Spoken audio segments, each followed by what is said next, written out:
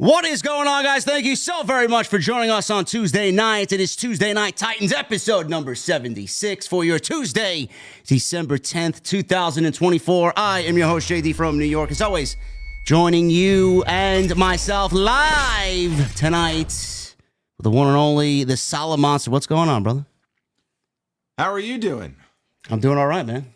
I'm doing pretty good this week. You know why? I listen. I know why. It's 785 million the reasons why you're good. No, 765 million reasons why. I added more to it. Well, no, okay. You're probably right. I mean, I'm sure. I keep forgetting there's a $75 million signing bonus included in as well. Wait, what? That's my understanding, or at least that was the rumor the other day. There could be this huge signing bonus. I don't know. There's so many figures and numbers being thrown around. All I care about is that the deal is done. That's all I care about. I don't believe they're giving this guy a signing bonus, too, on top of that. Holy shit, I didn't know that. I don't know if it's included or if it's on top of that. That was the early reporting from ESPN before things, really blew up. So who knows what's real and what's not. But it all feels like Monopoly money, doesn't it? It doesn't even feel real. I don't know, man. Listen, the Braves have historically never spent this type of money, so I don't really compute. So I don't understand this. I know the Yankees signed Max Fried today. $212 million. A paltry $218 million. I mean, how's this guy going to survive? I don't know. Well, I mean, he wasn't really the best playoff pitcher. I'll say that. Well, much. I was going to say there is a lot of talk about, and other people would know more about him, than I would. But apparently, there's a lot of second guessing on that one. That maybe New York is not the best market for him. Maybe they just felt like, look, we have to rebound from this incredible loss that we have endured, and so let's just go out and start picking people off. Right, and he was number one. Maybe they'll go out and get more. I don't know. So someone described it to me as fuck money yesterday. I'm like, why? Like, I don't understand this. Is the idea of winning so wild at Citi Field that they spend that amount of money? There's two words to sum it all up. Scott Boras. Oh, he was his agent, huh? Yes. Oh, no, I'm not surprised. Never mind. So when he's involved in the process, no reason to get upset then, folks. This is just day-to-day business. When he's involved in the process, you know what his number one goal is, which is to get as much money as humanly possible. So not really that. What is his like conversion rate? It's got to be like 1,000, right? It's like it's probably the best of any agent probably in the history of the game is what I would imagine. That's ridiculous, man. Are you feeling good about next season? I mean, I don't really. I know you were excited about this last season. I just hope that my season is injury free or close to it. But is this going to significantly make the Mets a more dangerous team in the East? How can it not? I mean, he's a DH. Yes, but still, I mean, the talent that this guy has, and as intimidating as he is, if you're a pitcher looking and you see him in the batter's box, I just think it changes the whole dynamic here. And now, obviously, you're going to win with pitching, which is something we still need. So I feel better than I did a week ago, but we still have to go out and get pitching. And I would love to bring back Pete Alonso. Like, it's still early in the offseason here. There's a lot of moves yet to be made. But we're just not normally in this position where we're the ones who go out and make a move like this, right? The Dodgers, the Yankees. The Mets are usually not in the mix. But what I love about this guy, and here's one of the things I love about a lot of the Yankee hate that I'm seeing, is that if this were the old days of George Steinbrenner and he had spent $700 million or whatever it would have been back then to pick up the best player, one of the best players in Major League Baseball, Yankees fans would be doing dances down the Canyon of Champions, right? Or the Canyon of Heroes, whatever it is. And they would be ecstatic. Right. But now it's like, oh, this is a disgusting deal. And look, I think this amount of money on one person, is it ridiculous? Of course. 15 years, $765 million for one player. It sounds preposterous. But when it's your team that got the best player available that everybody wanted, you're going to be happy about that. And it automatically increases your chances of winning. Yeah, I could see that. Now, you guys are obviously a thorn in our side every year, you and the Phillies, and you're going to get Acuna back, although maybe not for opening day, I don't think. But you're going to be getting him back, and the Braves are always going to be a problem. but I feel pretty good about our chances. You don't think there's going to be another Bobby Bonilla contract? You know what? Who's to say that it doesn't turn out that way? Well, actually, no, it won't be a Bobby Bonilla contract. You know why? Because there's no deferred money in this contract. And this is one of the things about this deal. You can Ohtani, right? Ohtani got a $700 million contract from the Dodgers. They're not really paying him on this like the big money for like 10 years. And I'll tell you what I appreciate about this, if nothing else, it's the fact that there's no deferred money in this deal. So this is not a case where you have one of the richest teams in baseball, right, like the Dodgers are, who are just going to go, okay, we're going to pick up this guy, and it's mostly deferred money, and we'll worry about it in 5 or 10 years, right? No, Steve Cohen said, we want this guy, and no deferred money, and we'll start paying you now. We're not, we're going to pay our bills now. We're not going to put it on layaway. So, hey, more power to him. I respect him for that, at least. But yeah, I mean, it's just, this is the way the deals are now in baseball.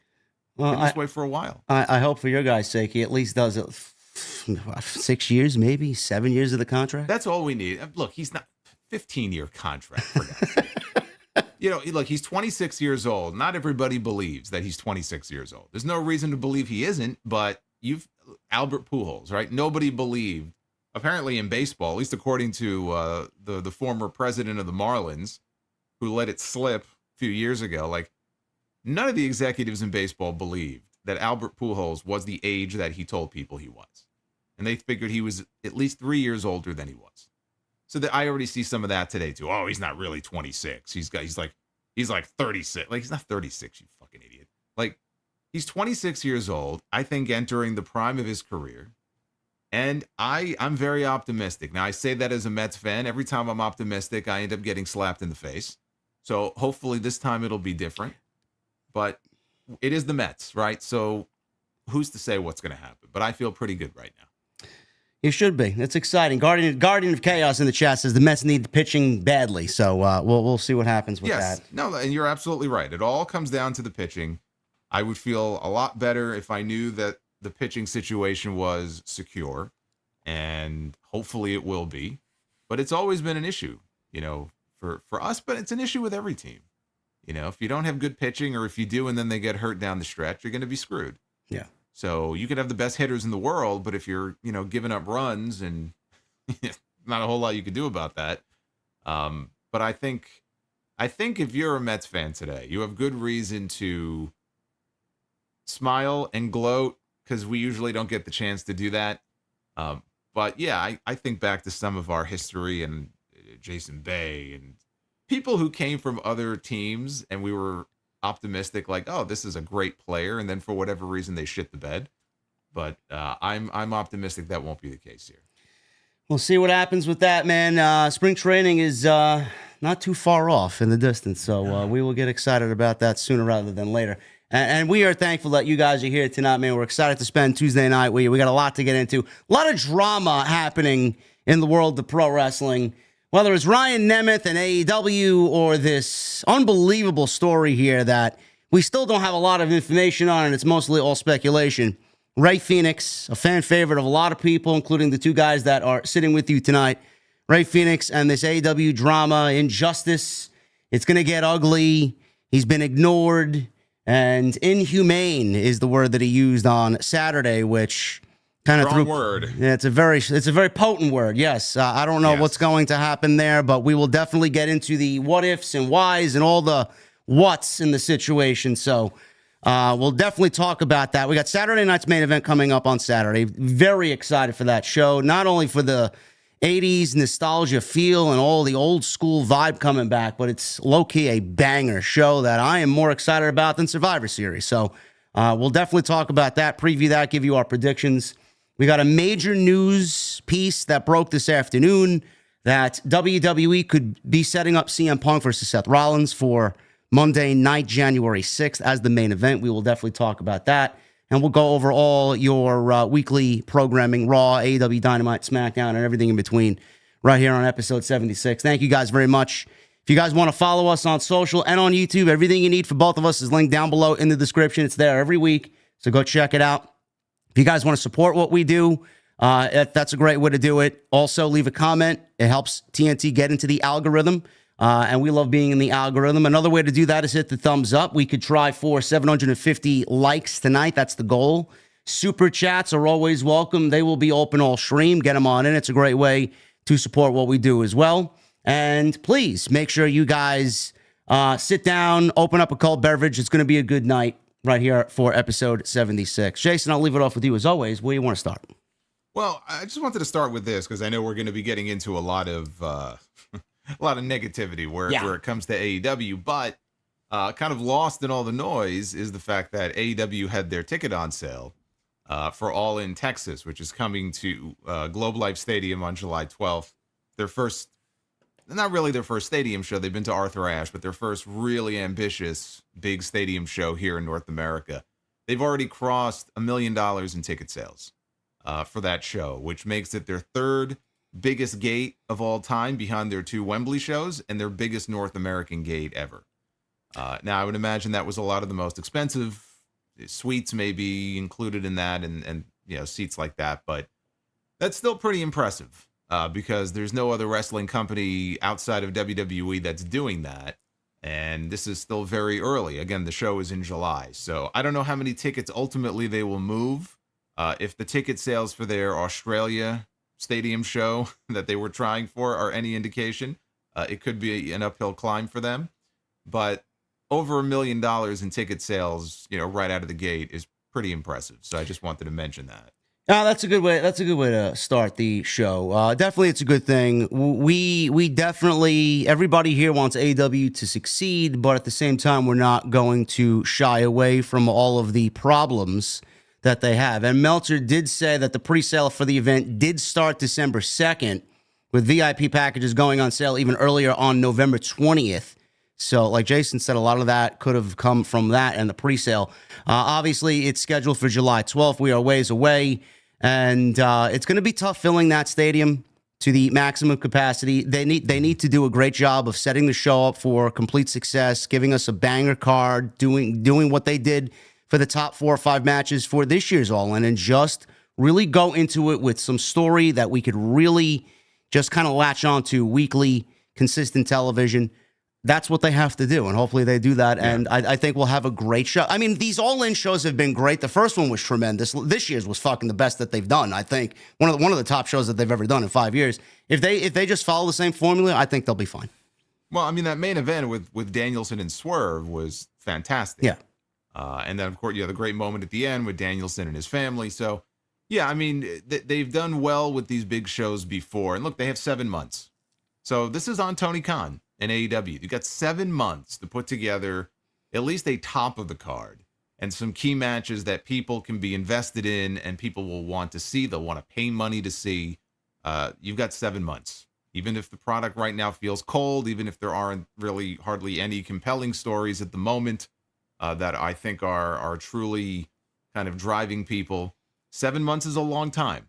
So the kind of voyage to All In begins now. And I would hope that he's got at least a couple of big ideas in mind, and we'll start seeing, where that goes in the beginning of 2025. Any early Solid Monster picks for what you want to see at that show as far as matches? Or who you want to walk out as the world champion? I know Will Ospreay's name gets thrown around. I know we talked about Adam Page. I would have loved to see Page walk in as champion there and then maybe Swerve become a 2-time champion. I know Ospreay is a name that a lot of people are talking about as maybe walking out of that show as the world champion. What do you want to see at that show?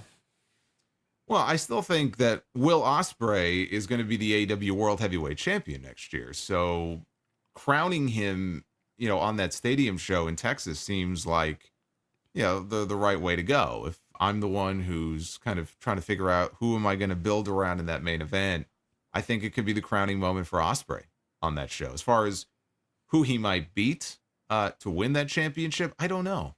I don't know who the best person for that would be. A lot of it also depends on Kenny Omega.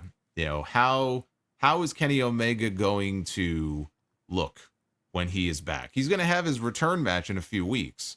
But as far as AEW, and do they take their time building to Okada Omega, which I'm sure is the match Tony wanted to do at Wembley this year and he couldn't do it. Do we get that match in Texas? And I don't think that headlines the show, but that easily could be one of the top 3 matches on the card.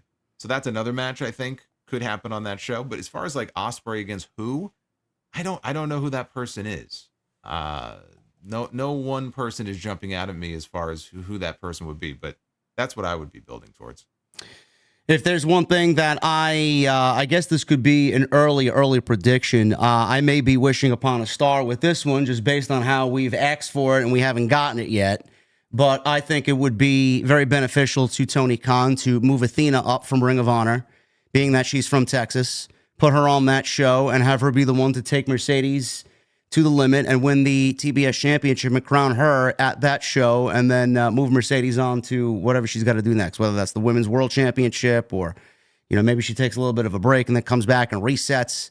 I would like to see Athena and Mercedes at that show. I think that could be one of the top tier matches that they do build towards. It's just a prediction for me. Brother, I've been waiting for Athena to officially get the call up back to AEW television for 2 years now. I think Tony Khan might want her to pass the 2,000-day mark as the Ring of Honor World Champion. So I don't know. Is there even 2,000 people that consume Ring of Honor in a yearly basis? I have no idea. I have no idea. That's the current state I gotta get my jokes. Listen, the Hammerstein Ballroom show is almost sold out, so good for them. I mean, that's going to be a great weekend there. But but you get the novelty also. Like, I feel like whether it was WWE or AEW, like, it's been so long since one of the big promotions, by big I mean that has national television, have run that venue. I feel like that was probably going to be a sellout no matter what. But yeah, I mean, they're doing 3 shows there, including Final Battle and then 2 AEW shows. So like the Dynamite that airs on Christmas Day is being taped the Sunday before, and that's going to be at the Hammerstein. So that should be a fun show. So I'm looking forward to that. Yeah, that's going to be great. I think those will come off very well on television. That Holiday Bash show is going to be really good. So we got a couple of weeks to go for that. But I guess we'll keep with the AEW stuff, and I wish there was a little bit more positivity, guys, coming out of AEW. Even though Wednesday's show was not bad at all, outside that fucking Battle Royal, which was fucking ridiculous. I know you complained about it. I complained about it. I wish I could ask somebody there, why are we battling over a diamond ring? And what does MJF and Adam Cole or Kyle O'Reilly in this matter have to do with a diamond ring? I wish I got an answer. I'm sure we will never get an answer to that, but outside that, I thought the show was pretty solid, and the Continental Classic is always a fun time to watch some great pro wrestling, even though it might not be bringing in some new viewers. Which it's not bringing in any viewers. It's not bringing in any viewers. I know. Viewers. Yes. Yeah. No, it's not bringing.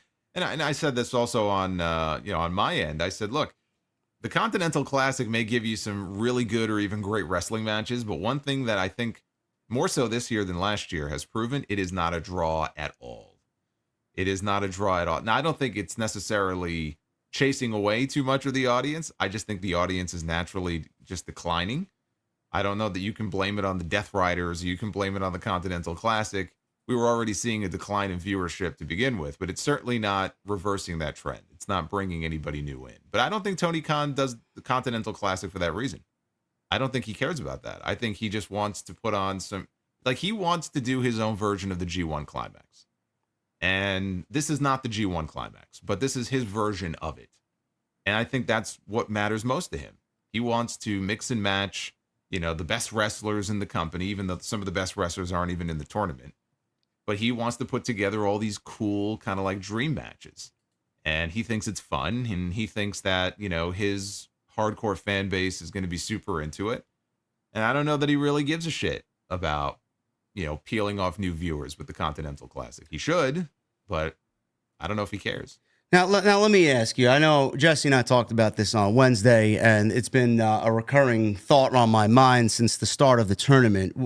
Do you think the tournament would be a little bit more, I would say, in the eyes of the people watching the show, a little bit more important if the Continental Championship itself felt a little bit more important, and we haven't seen it really kind of just go to waste over the last several months? If there was something else that was on the line, maybe something a little bit more prestigious, would the tournament come off a little bit better on TV? Or is it just at this point going to be the same no matter what they do?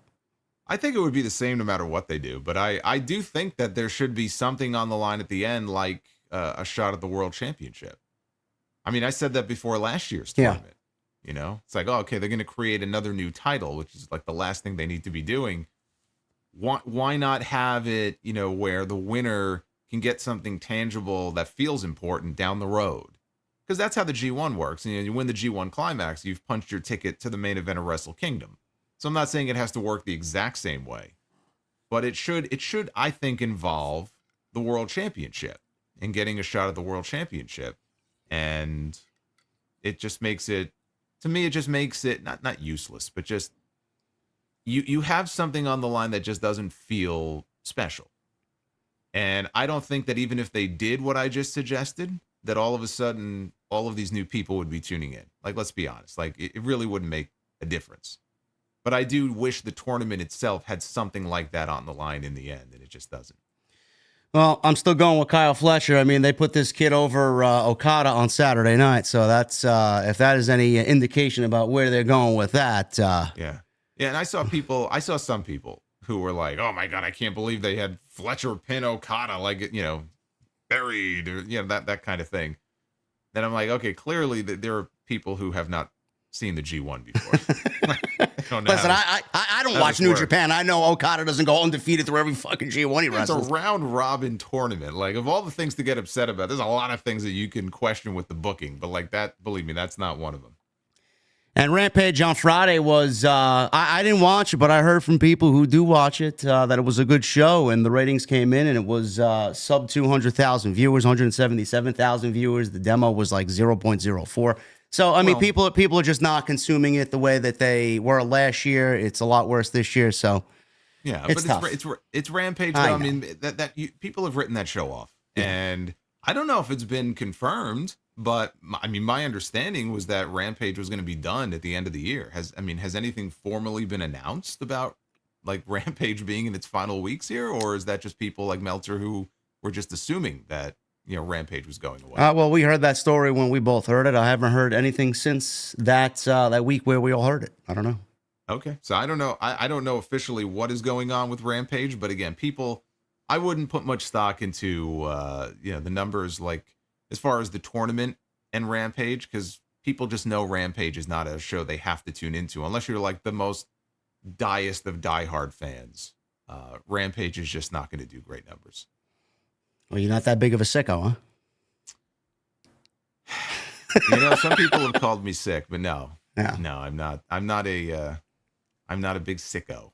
No, that's a really out there sicko, man, to do that every Friday night. Any other business, whether it's wrestling or any other fandom, where like, in this case, the CEO, the president, actually embraces the label sicko for their fans.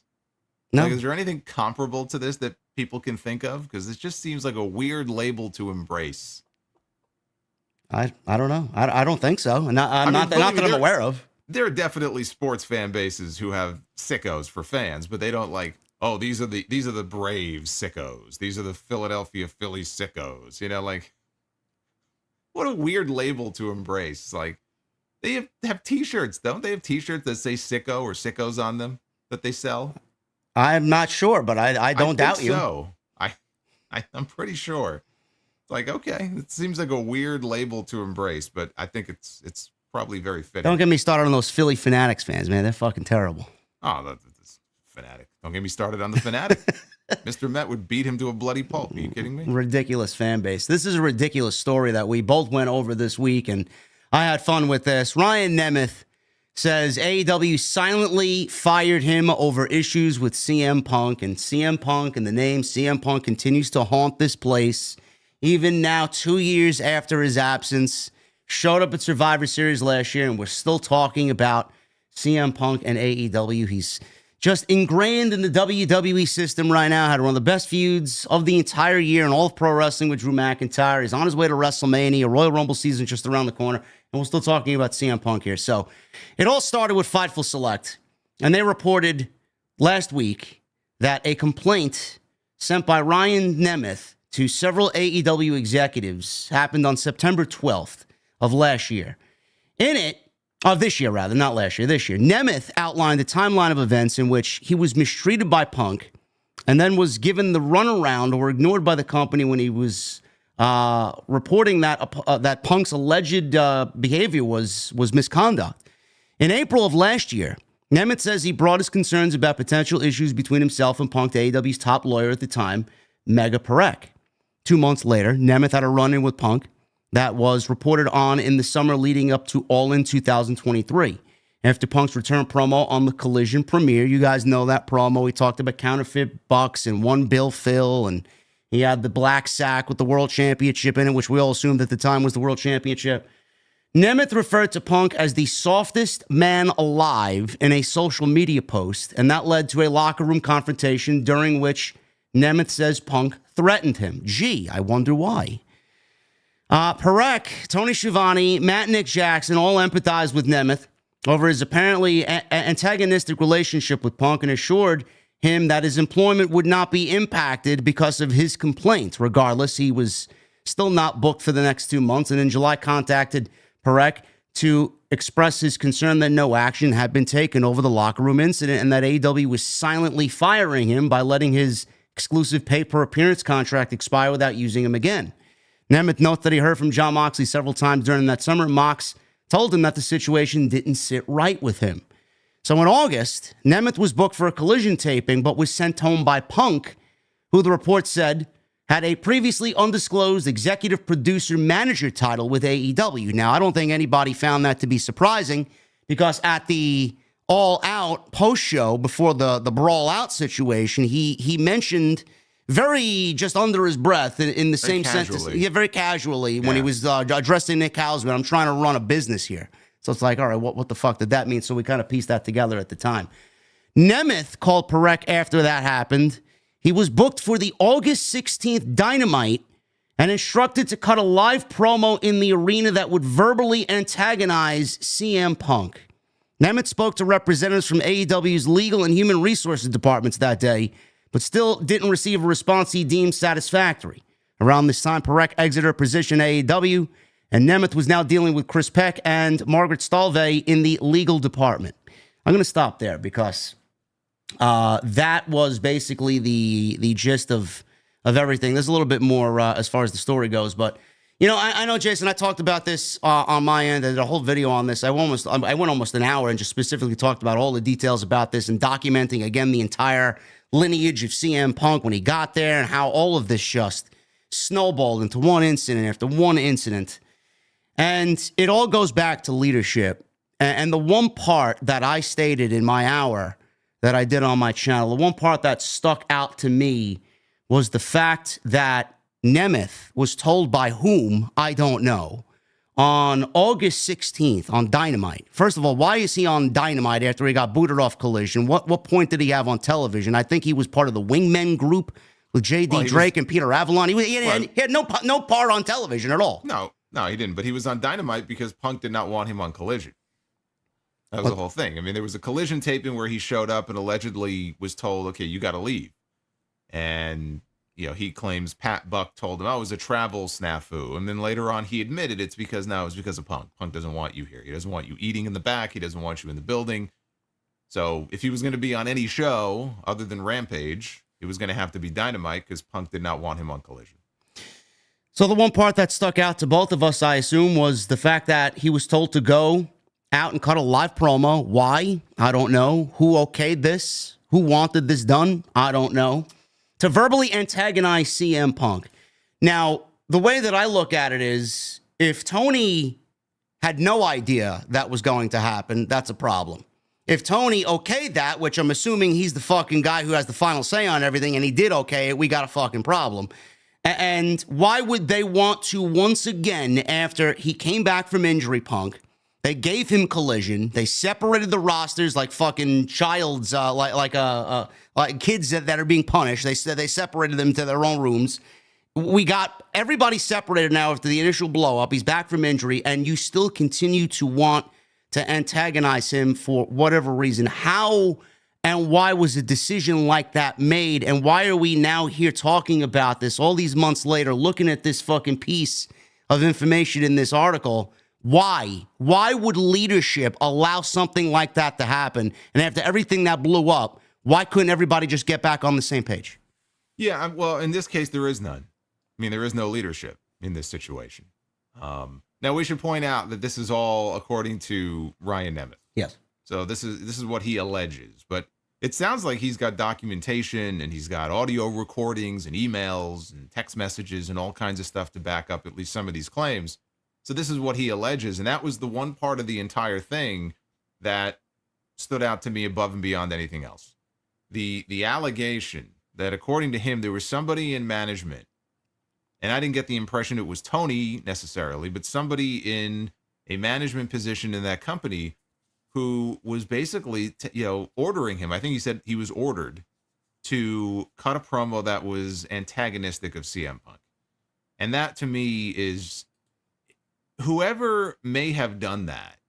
And I don't know if it was of their own doing or somebody told them to order him to do this, but if in fact this happened and he was told to do that, whoever told him to do that shouldn't be working in AEW anymore. No. Like that person should be out of a job, because why would you want to make an already combustible situation even worse? You have somebody in Punk who at the time was their biggest star, and you can have the opinion that he shouldn't have been there anymore, or he should have been there, wasn't his fault. You can be the biggest CM Punk fan in the world. Punk himself didn't want to be there. And he told that to Ariel Helwani earlier this year. He said when he was in the middle of that suspension / injury recovery, he told Tony, just let me go. Just give me my release. This is never going to work. They don't want me here. And I don't want to be here. Just let me go. And Tony said, no, we're going to make it work. And that's where the whole idea came from, where you had had this sort of soft separation between the two, which was never going to work. And I think anybody, a blind man could have seen that at some point that was going to blow up, and it did. But, okay, so they wanted to keep Punk. Well, he's your number one guy. Why would you want to send somebody on television, especially somebody like Ryan Nemeth, who wasn't even an important part of the roster? Send him out there to kind of poke the bear. Unless the only reason you wanted to do that was to provoke a reaction from CM Punk. There's no other logical conclusion that could be drawn from that. Did they think that Punk would find it cute and would want to work a program with Ryan Nemeth? I mean, what planet do you live on? Nobody believes that. So that's the only thing you could infer from this, is that whoever this person was, if this happened, was trying to provoke a reaction so that he would explode, and that maybe in the end he would get fired, or things would just blow up and he would be gone from AEW. There's no other conclusion to draw from this. And that's not how you run a business. It goes back to what Punk said. And I had a lot of things to say about Punk, in the aftermath of all that. I mean, I'm not going to relitigate the whole thing again. And all the Punk fans, it was like a 50-50 split in the reaction that I got, because a lot of people disagreed with me and they thought it was all on the Bucks and Hangman, and Punk was, a perfect little angel. He was all innocent in this, which is laughable. But he did make the comment to Ariel. He said that Tony Khan is not a real businessman, or he's not running a business. He's not running a business to try to sell tickets and make money. This sort of thing only reinforces a comment like that. Because if you're Tony Khan and you're not aware of this, first of all, you need to be aware of it. Number one. Number two, how does this happen under your nose if you're not aware of it? Like, this is the top star in your company. I guarantee you, Vince McMahon, to use him as an example, at all times, Vince McMahon, if nothing else, maybe he didn't know what Shelton Benjamin was doing, or Carlito, or Snitsky, right? But I guarantee you, he knew exactly what was going on with John Cena. He knew what was going on with Randy Orton and Triple H and The Undertaker and all of his key guys that made him money. So how does something like this happen without Tony Khan knowing, if it's not a failure in leadership? There's no other answer for it. Vince surrounded himself. Now granted, we're outsiders looking into WWE's ecosystem. We could sit here and say that all the people that Vince, surrounded himself were fucking pieces of shit.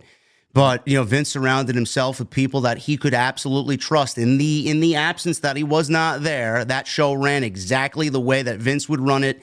He could take 2 or 3 weeks off, which would never happen. But if that was the case, people would do exactly what he wanted and not even fucking look the other way. Tony doesn't have that. Tony has put people in position, and I don't think they really understand the responsibility that comes with running a talent relations department. In this case, Christopher Daniels. We don't know who said this to Ryan Nemeth. The Young Bucks, they were EVPs. For all we know from what we've read over the years, that their power has been taken away slowly but surely by Tony Khan. We don't know. It's almost as if it's one big fucking rave backstage. Everybody's having a party, and they're just happy to be traveling with their buddies. Hey, look at us. We got a major position here in All Elite Wrestling, and we're traveling with our buddies. This was our lifelong dream. And Tony's just fucking shelling out the cash and supplying everything and everybody with money and resources, and that's all that matters to these people. It's like they want to run a pro wrestling company without the responsibility and accountability of running a pro wrestling promotion, which we will get into even more so with the Rey Fenix situation, because that highlights just a whole nother spectrum of wrong with leadership in this company. But as far as CM Punk is concerned, you know, there was a rumor that he wanted to sit down with them going into All In and iron this shit out and make some money off of it, and they didn't want to do it. And at that point, you know, like you said, he didn't want to be there with Collision. He told Tony he didn't want to be there. Honestly, I think me and Jesse talked about this in nauseum. CM Punk probably just fucking, you know, I think the Bucks wanted to try and push his button to see if he would do something to get himself fired, and he just broke at All In, got himself fired, and he didn't want to be there, and he didn't know how else to go about it. Tony wouldn't let him go. Tony needed him for the TV rights deal because he knew if he had Punk that he would get a major TV rights negotiation deal from Warner Brothers, and Collision was basically his show. The reason why it was born is because Punk was on the roster. He got himself fired. I mean, that's how we both genuinely feel. He just pushed himself to say, you know what, this guy's not going to let me go. I'm going to do something to force him to let me go. And that's exactly what we ended up with. I've never subscribed to the idea that, you know, what happened at Wembley, like he was intentionally trying to get himself fired. I think that he just got to a point where he just snapped and didn't give a shit. I believe that. But did he go out of his way? He's like, all right, you know what? This is my ticket out here. So let's let's grab Jungle Boy and try to choke him to death. No, I don't think that was the idea behind it. But like you said, it goes back to leadership in this company, and there are examples of stories that we hear where you just ask the question, how does it get to this point? How does this happen? And if this was being run like a real business, you know, Punk said real business, this type of thing wouldn't happen. But it has happened, and there's no reason for it to. But that to me was the most egregious part of anything I read in that whole complaint, was somebody in a management position telling him, look, we want you to go out there on live television and antagonize the biggest star in the company. What purpose that would serve beyond the obvious one? There is no other purpose that would serve. And I think that's a very damning statement. And where this goes, I don't know. I mean, it did mention in there how I guess they had offered him 3 years of salary if he would sign an NDA, and then they pulled the offer, and now I think he's looking to have it reinstated.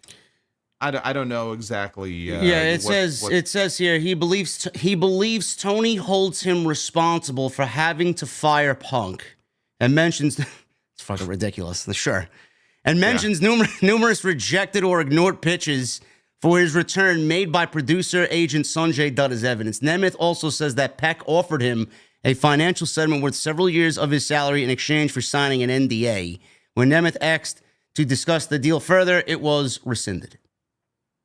So that was that.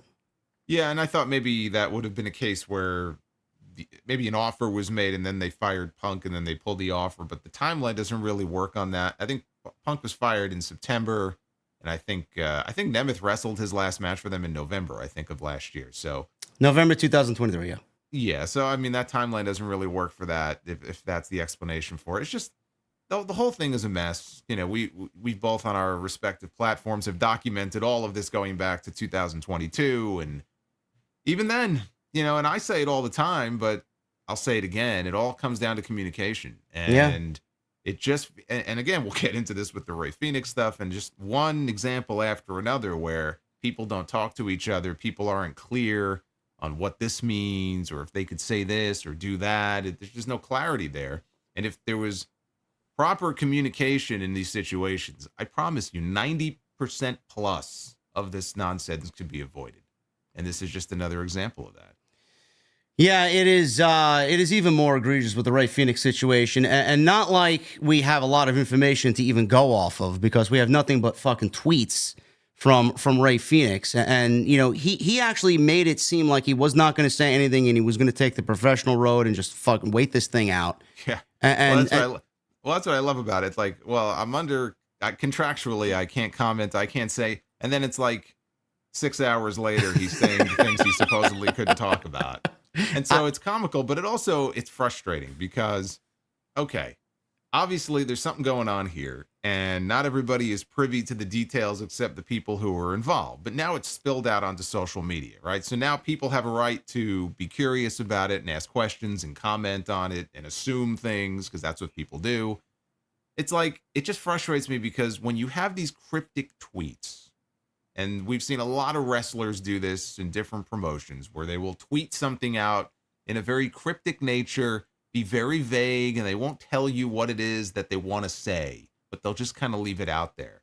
And all that does is it drums up people. It gets the lynch mob out on one side or the other. And is AEW, the victim here? Is Rey Fenix the victim here? Who's the villain in this story? We don't know. We have no clarity. And it's like, I wish they would either say what they want to say or shut the fuck up until you're able to say it. But these vague tweets, they don't really serve any purpose other than, and this is what I really think is going on here, and then you can get into the details, but what I really think this is all about is putting pressure on Tony Khan and AEW to just let him go. And the idea that, well, if we just keep feeding this information out there and it's making AEW look really, really bad, whether they deserve to be or not, because we don't have all the details, but it sounds really bad, that we'll just keep feeding this information until finally it's like, well, maybe he'll get what he wants. And we know what he wants. He wants his freedom. He wants to be out of there. And that's what I think is really going on. I legitimately thought the same thing earlier while I was getting the notes ready for today's show. I do think that's exactly his plan. I don't want to put words in the man's mouth, but I do think that's what exactly we're seeing. And he'll be silenced with an NDA.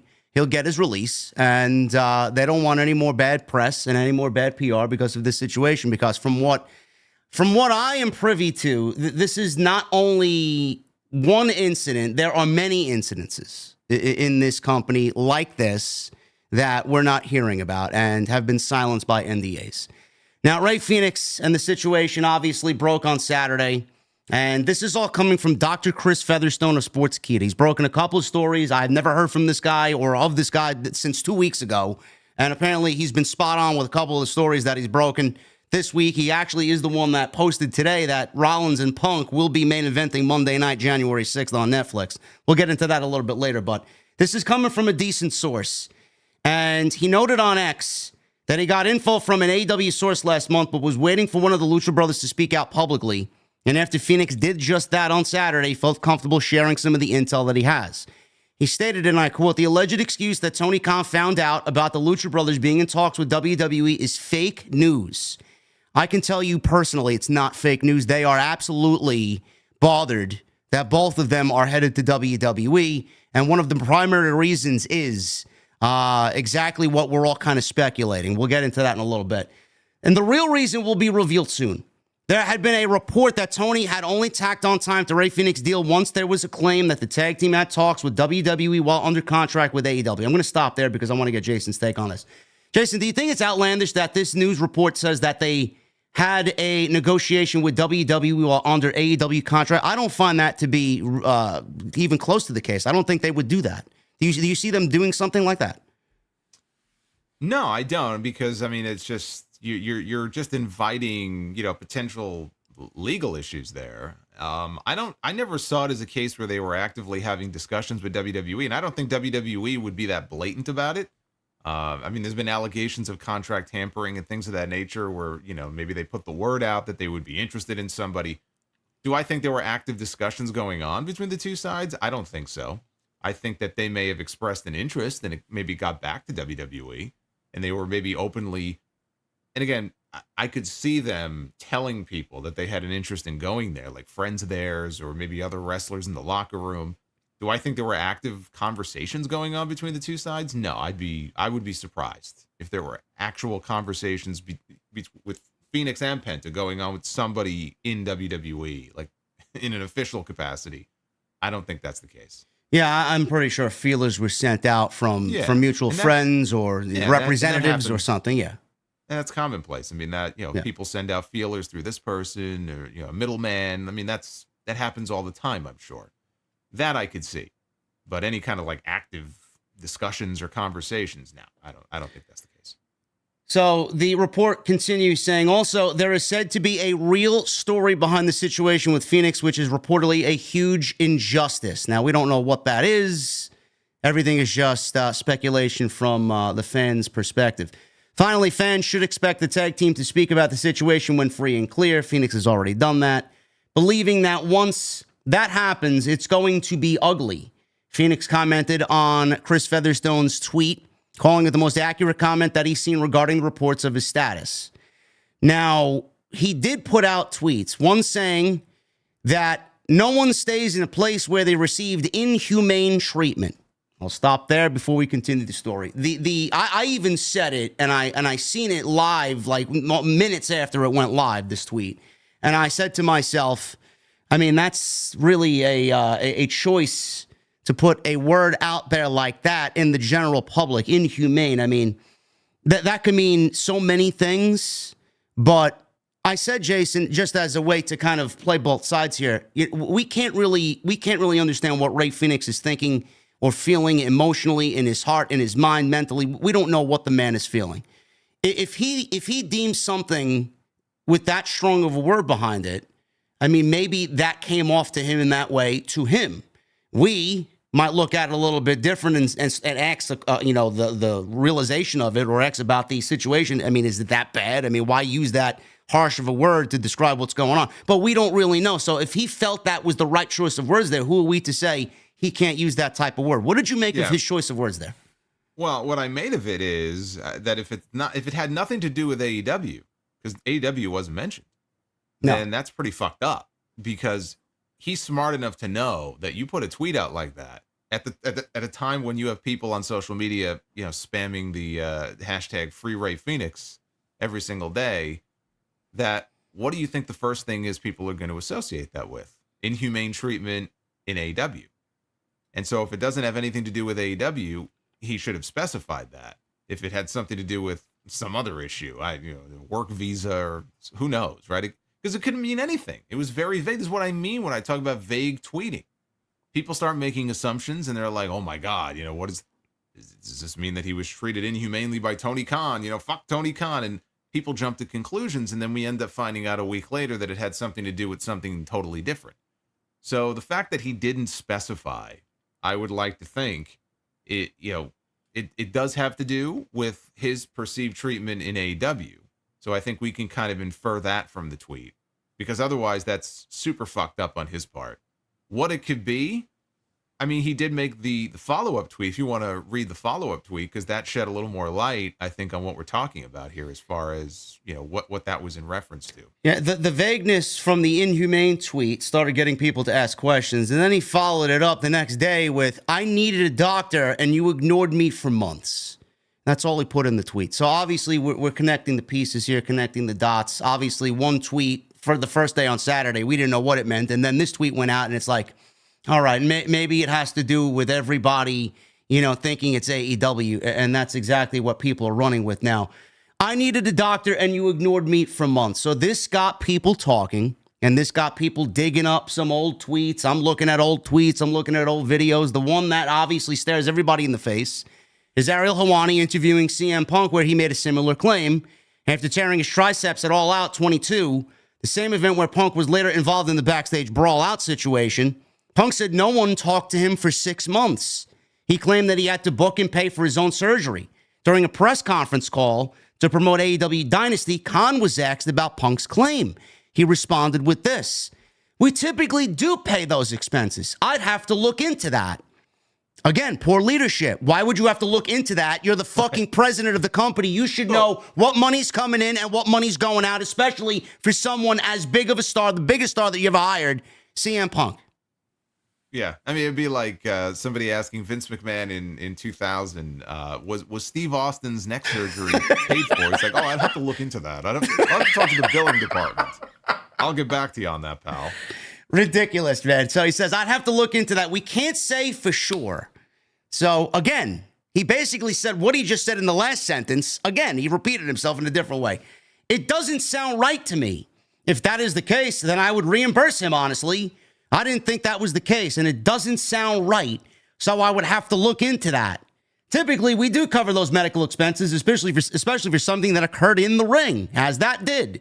So I would have to look into that. But no, I'm not sure about that. I can't say for sure. On and on and on, back and forth, same fucking thing, he said. And Rey Fenix now with the tweet saying, I need a doctor. You ignored me for months. It got me also thinking, Jason, about Miro. I have this pulled up, not for the stream, but I have it pulled up in front of me. Miro tweeted out on March 1st, 2024, I've been injured since September of 23, and I got medical attention in January. Sorry, Tony wasn't aware of it. Who knows how many other situations have occurred? We don't really know. It's all speculation at this point. But what got me thinking, Jason, is now the whole situation, Rey Fenix sitting at home. And he had a couple of injuries. One, obviously, in January 22, where he got chokeslammed off the apron by Luchasaurus and he broke his arm in one of the most gruesome things I've ever fucking seen on live television. And then he was wrestling with a previously aggravated injury as international champion, beat Moxley as the champion, dropped the championship to Orange Cassidy, and then went out. And he came back this year, April, right around Dynasty time. So I don't know exactly what situation and where he was ignored, but I'm gonna assume, just for the sake of the story here, I'm gonna assume that it was this previous injury that kept him out for about 7 or 8 months. And is it a situation where he sat home for months without any medical assistance? They didn't give him any medical assistance. And then finally, they made a deal, or he got medical assistance. He got the surgery that he needed. He went through rehabilitation, and then he got back to television. Is it a situation where Tony purposely did not pay and did not get this guy the proper medical treatment that he needed, kept him ignored, finally got the surgery and the rehabilitation, brought him back to television, and then he got, I think, injured again. I don't know what the severity of that injury was, but he was off TV for about a month or so. Comes back, and then they don't use him ever again. Now, the plan was for them to wrestle at All In. It was supposed to be the Death Triangle winning the Trios Championships. That didn't happen. It was Pac and the Death Riders winning the Trios Championships at All In. Fenix has not been used on TV since earlier this summer. And now he's iced. The plan is to just keep him iced. That was the latest report. Tony's not going to use him. We're looking at a situation now. Fenix is probably pissed off that all the time that he was ignored and waiting for them to give him the medical assistance that he needed, all that time, he should have immediately went to a doctor, immediately got surgery, immediately been on the road to rehabilitation, and all those months added up. And now those months that Tony ignored him got tacked onto his contract, and now that's going to keep him on ice for longer instead of being let go in a more timely fashion so he can go and join his brother and do whatever they got to do in WWE. Is that the situation we're looking at? And why wasn't his medical bills, why wasn't he given medical treatment almost immediately? I mean, is this the way AEW does things? Because I don't run a major sports promotion, but I would think if you're a major sports organization, a sports team, the second biggest pro wrestling company in the entire world, that if someone like this, or anybody for that matter, that gets injured on your show, in your ring, that their medical bills are paid immediately, they're given proper medical attention, rehabilitation happens immediately, and they're back as soon as they can get back into action. Where did this get lost in translation here? I think the problem is, right now we're getting vague tweets from one side. I can't imagine that Tony Khan, you said, are we looking at a situation where he intentionally No, I don't think that Tony Khan intentionally, waited and didn't get Rey Fenix medical attention that he needed because he had some other ulterior motive in mind. I can more easily believe that it was simply some sort of, oversight or some non-nefarious but still ridiculous reason. I could see that, but not that he did it on purpose. Are we looking at that, or are we looking at a situation where maybe, Phoenix was looking to be medically cleared sooner and he couldn't get maybe the AEW doctor to clear him sooner? All of this comes back, I think, to his frustration with having time tacked onto his deal. And there's been talk that it could be potentially as much as a year that was added to his deal in injury time, missed injury time. So it could just as easily be, and again, we're just kind of thinking out loud here, a situation where he had medical treatment and wanted to be back in the ring, and they wouldn't clear him and wouldn't allow him to be back in the ring as quickly as he would have liked to be.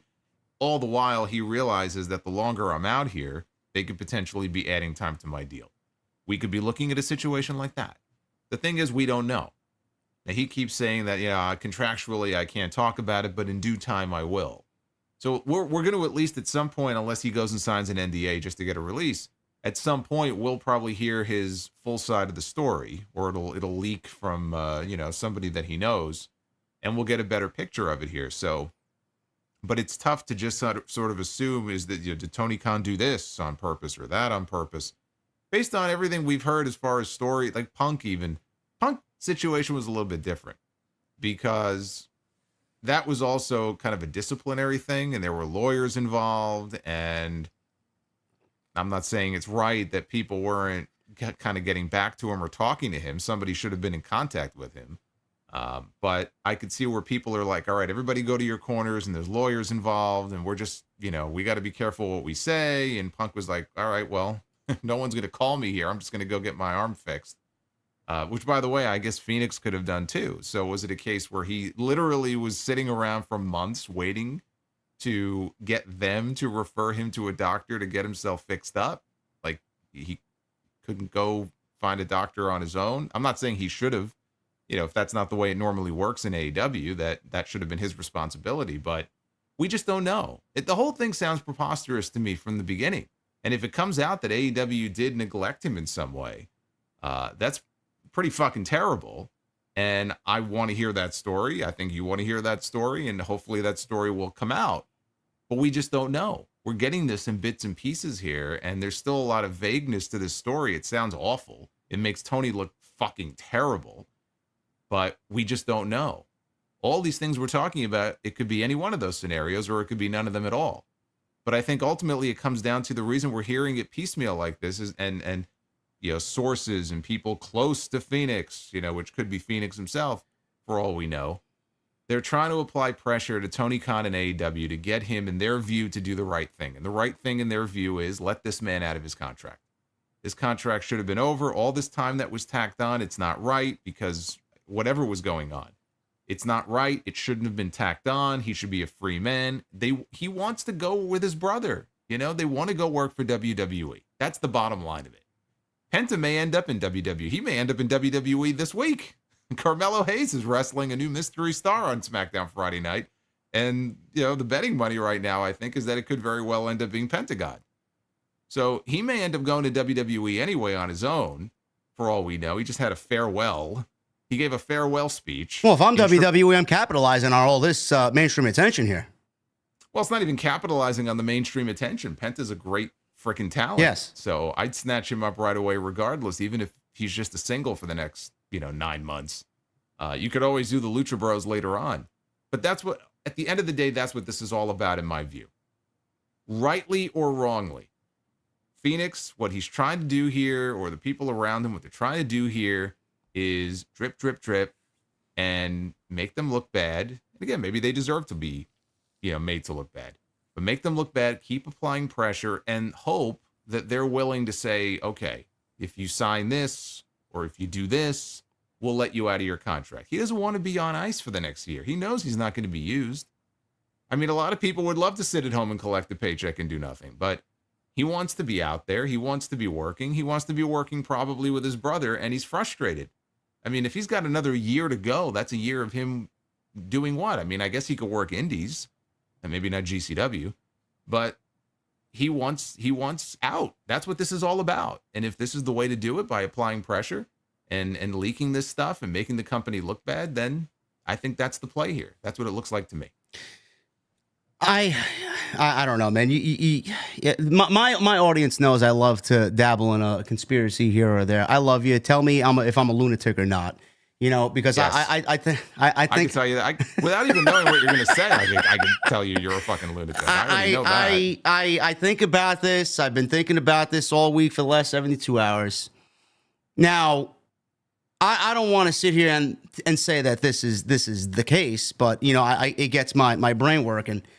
Is it potentially, because we know how petty Tony Khan has been. I don't know how petty he is, but we've seen his pettiness come out here and there. And I would hope not that he's not petty with Penta and Phoenix, because they were basically some of the foundation that started this company. Is it a situation where we're looking at Tony seeing Phoenix injured a couple of times, and this past injury was a long one. It was 6 or 7 months, 8 months. And he said it was the worst injury of his life. The worst injury of his life.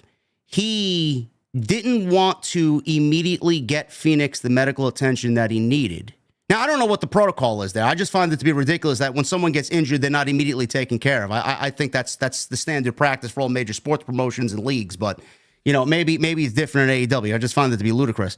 Is it a situation where he's looking at Rey Fenix, not wanting him to get fixed up and rehabilitate on his watch, on his dime, fixed up, all healed up, ready to go, and then jump ship to someone like WWE? Is it something that could come into play eventually as far as Tony Khan is thinking, or am I just fucking crazy for thinking that? Like, he didn't want to give Phoenix the proper medical attention because he knew he was going to immediately jump ship to WWE in 2024. I don't think that he knew back then when he was first hurt that he was immediately going to leave and go to WWE. I don't, at that time, I don't recall there being a lot of chatter about the Lucha Bros, are talking about wanting to jump ship and go to WWE. I mean, this is going back to what, last year? Yeah. Or very early this year. So no, I don't think so. I don't think that was part of his calculation. Like, I'm just going to let this guy sit and suffer. And, he's asking and begging for medical attention, and we're just going to ghost him. Like, no, I don't think so. I don't think that's exactly how this played out. But if it did, let's indulge your conspiracy theory here and say that if it did, I don't even know if awful is the right word to use.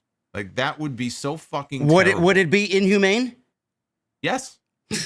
Maybe. Yes. Listen, man, this is why I bring it up, man. This is why I bring it up. Look, it would absolutely, from his perspective, I could see where he would look at it and go, this is an inhumane way to treat somebody.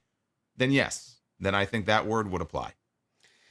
If Phoenix didn't get all these extra months tacked onto his contract, would we be looking at a situation where he acts the same way we saw him this weekend, or is it a possibility he stays quiet and rides out his contract respectfully, and like we know he does, because he's one of the more nicer people that we've seen come through the doors when we worked with him, and both Penta and Phoenix are highly respected.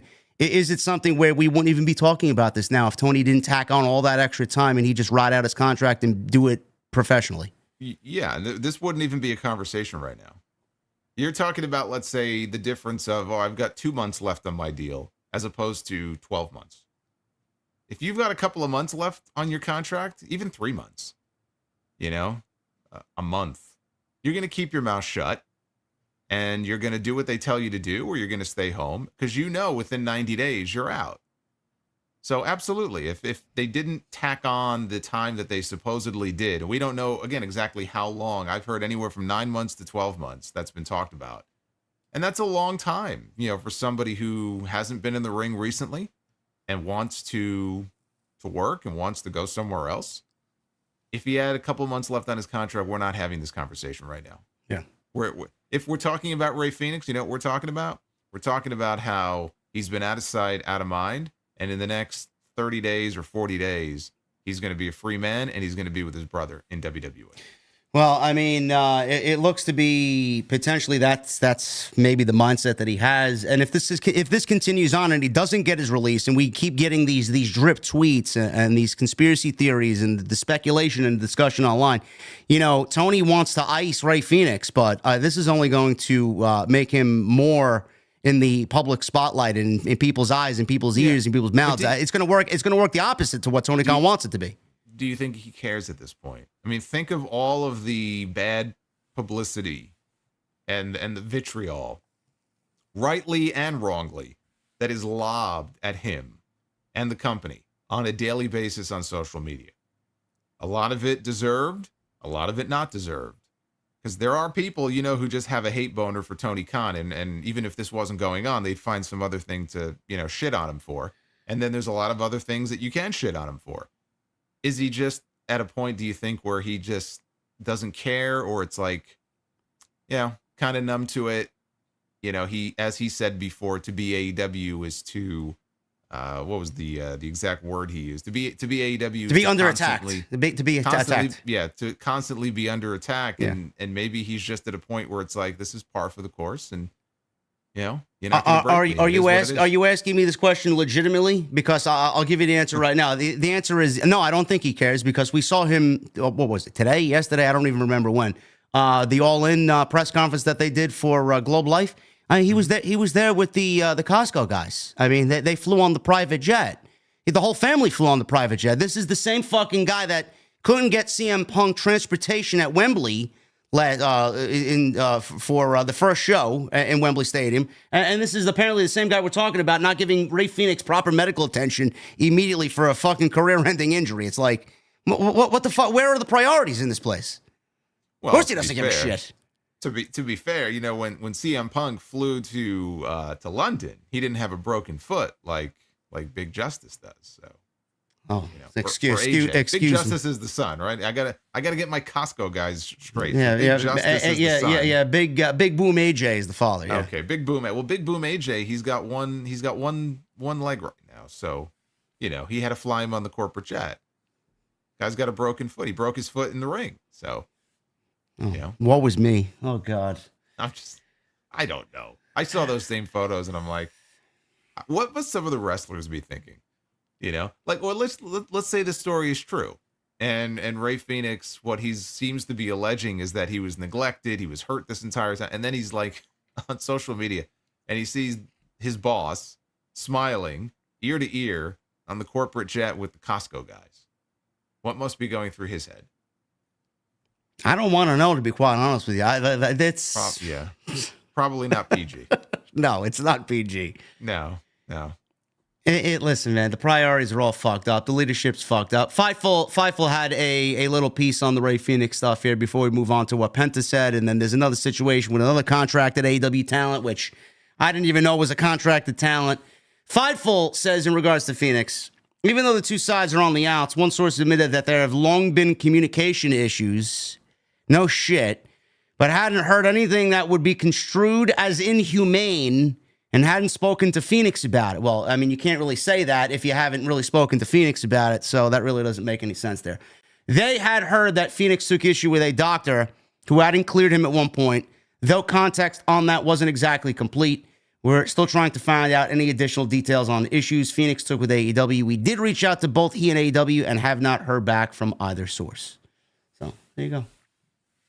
Like you said, it was potentially a doctor not clearing him at one point, and then that time he waited healthy got added on top of his contract. Yeah, I mean, again, at the end of all of this, that's what this is all about. This is about him, however he got to the point where he's now at. He feels like that time, I feel like he feels this time was unnecessarily and unfairly tacked onto his contract. He should be a free man now, and he's not, for reasons that are not his fault. And he's pissed off about it.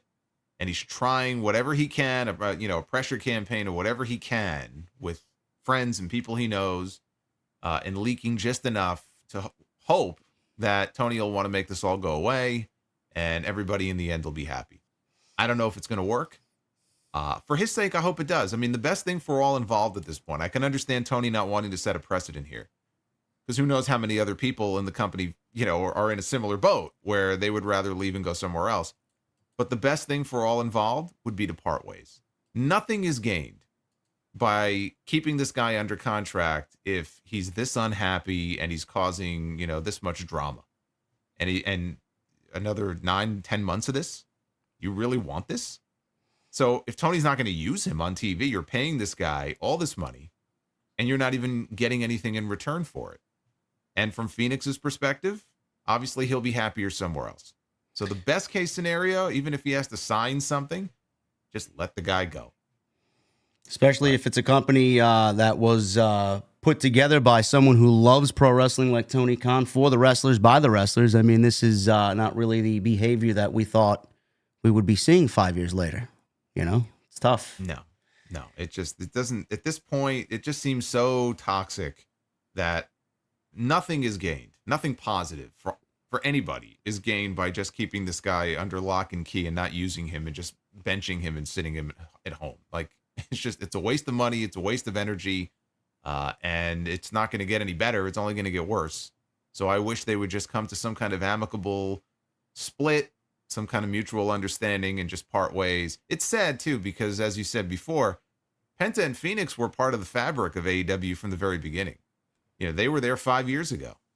People talk about the Elite, they talk about Darby Allin and MJF, but the Lucha Bros were right there with them.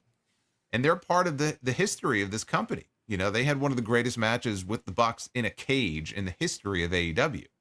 A lot of memorable moments with these two guys. And for it to end with such acrimony like this, and we may not even know the worst of it yet, it's just sad.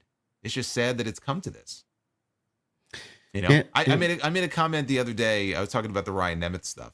And one of the things that he mentioned in his complaint that we were talking about before is that because of everything that went on and, what he claims is the abuse and the neglect, he had to undergo mental health counseling. And I made a comment because Kevin Kelly made a comment in his lawsuit against AEW that I believe he sought mental health services from maybe like an in-house therapist with the company. And I'm like, what is going on in this company that you have multiple people who have to seek out therapists, after having worked there? What does that say, about the environment there? Like, it's just ridiculous. I made paint a very good picture. No, I made that a point on several of these topics throughout the weeks. Mental health. I suffer with it here and there. Everybody does. I don't know why it's not getting more of a play in topics like this. I don't even want to know what the man's feeling. I know he's sad. He probably went through a myriad of human emotions: sadness, depression. Now he's angry. Now he's looking to just get out and just fucking get out of whatever he's in right now. So, but the thing is, though, you can't just cite mental health concerns. If this were just the situation where he wants out, but he's under contract for X amount of time, and the company has decided that we're going to keep you under contract because you signed the contract and we have you under contract for another 6 months, 12 months, whatever it is. And I'm sure he is sad and frustrated and stuff, but the company is within their rights to keep him under contract because he signed that contract. So anybody who wanted to get out of their deal, if they could just cite mental health issues, there are going to be people who are going to use that as a crutch. And in some situations, they may exploit that just to get out of their deal.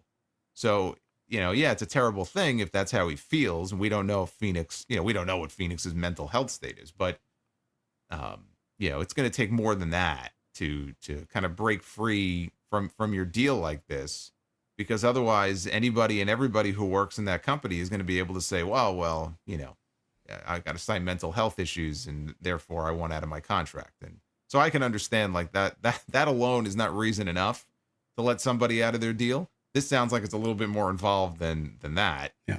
But no, it's definitely a concern. People, you may feel stuck.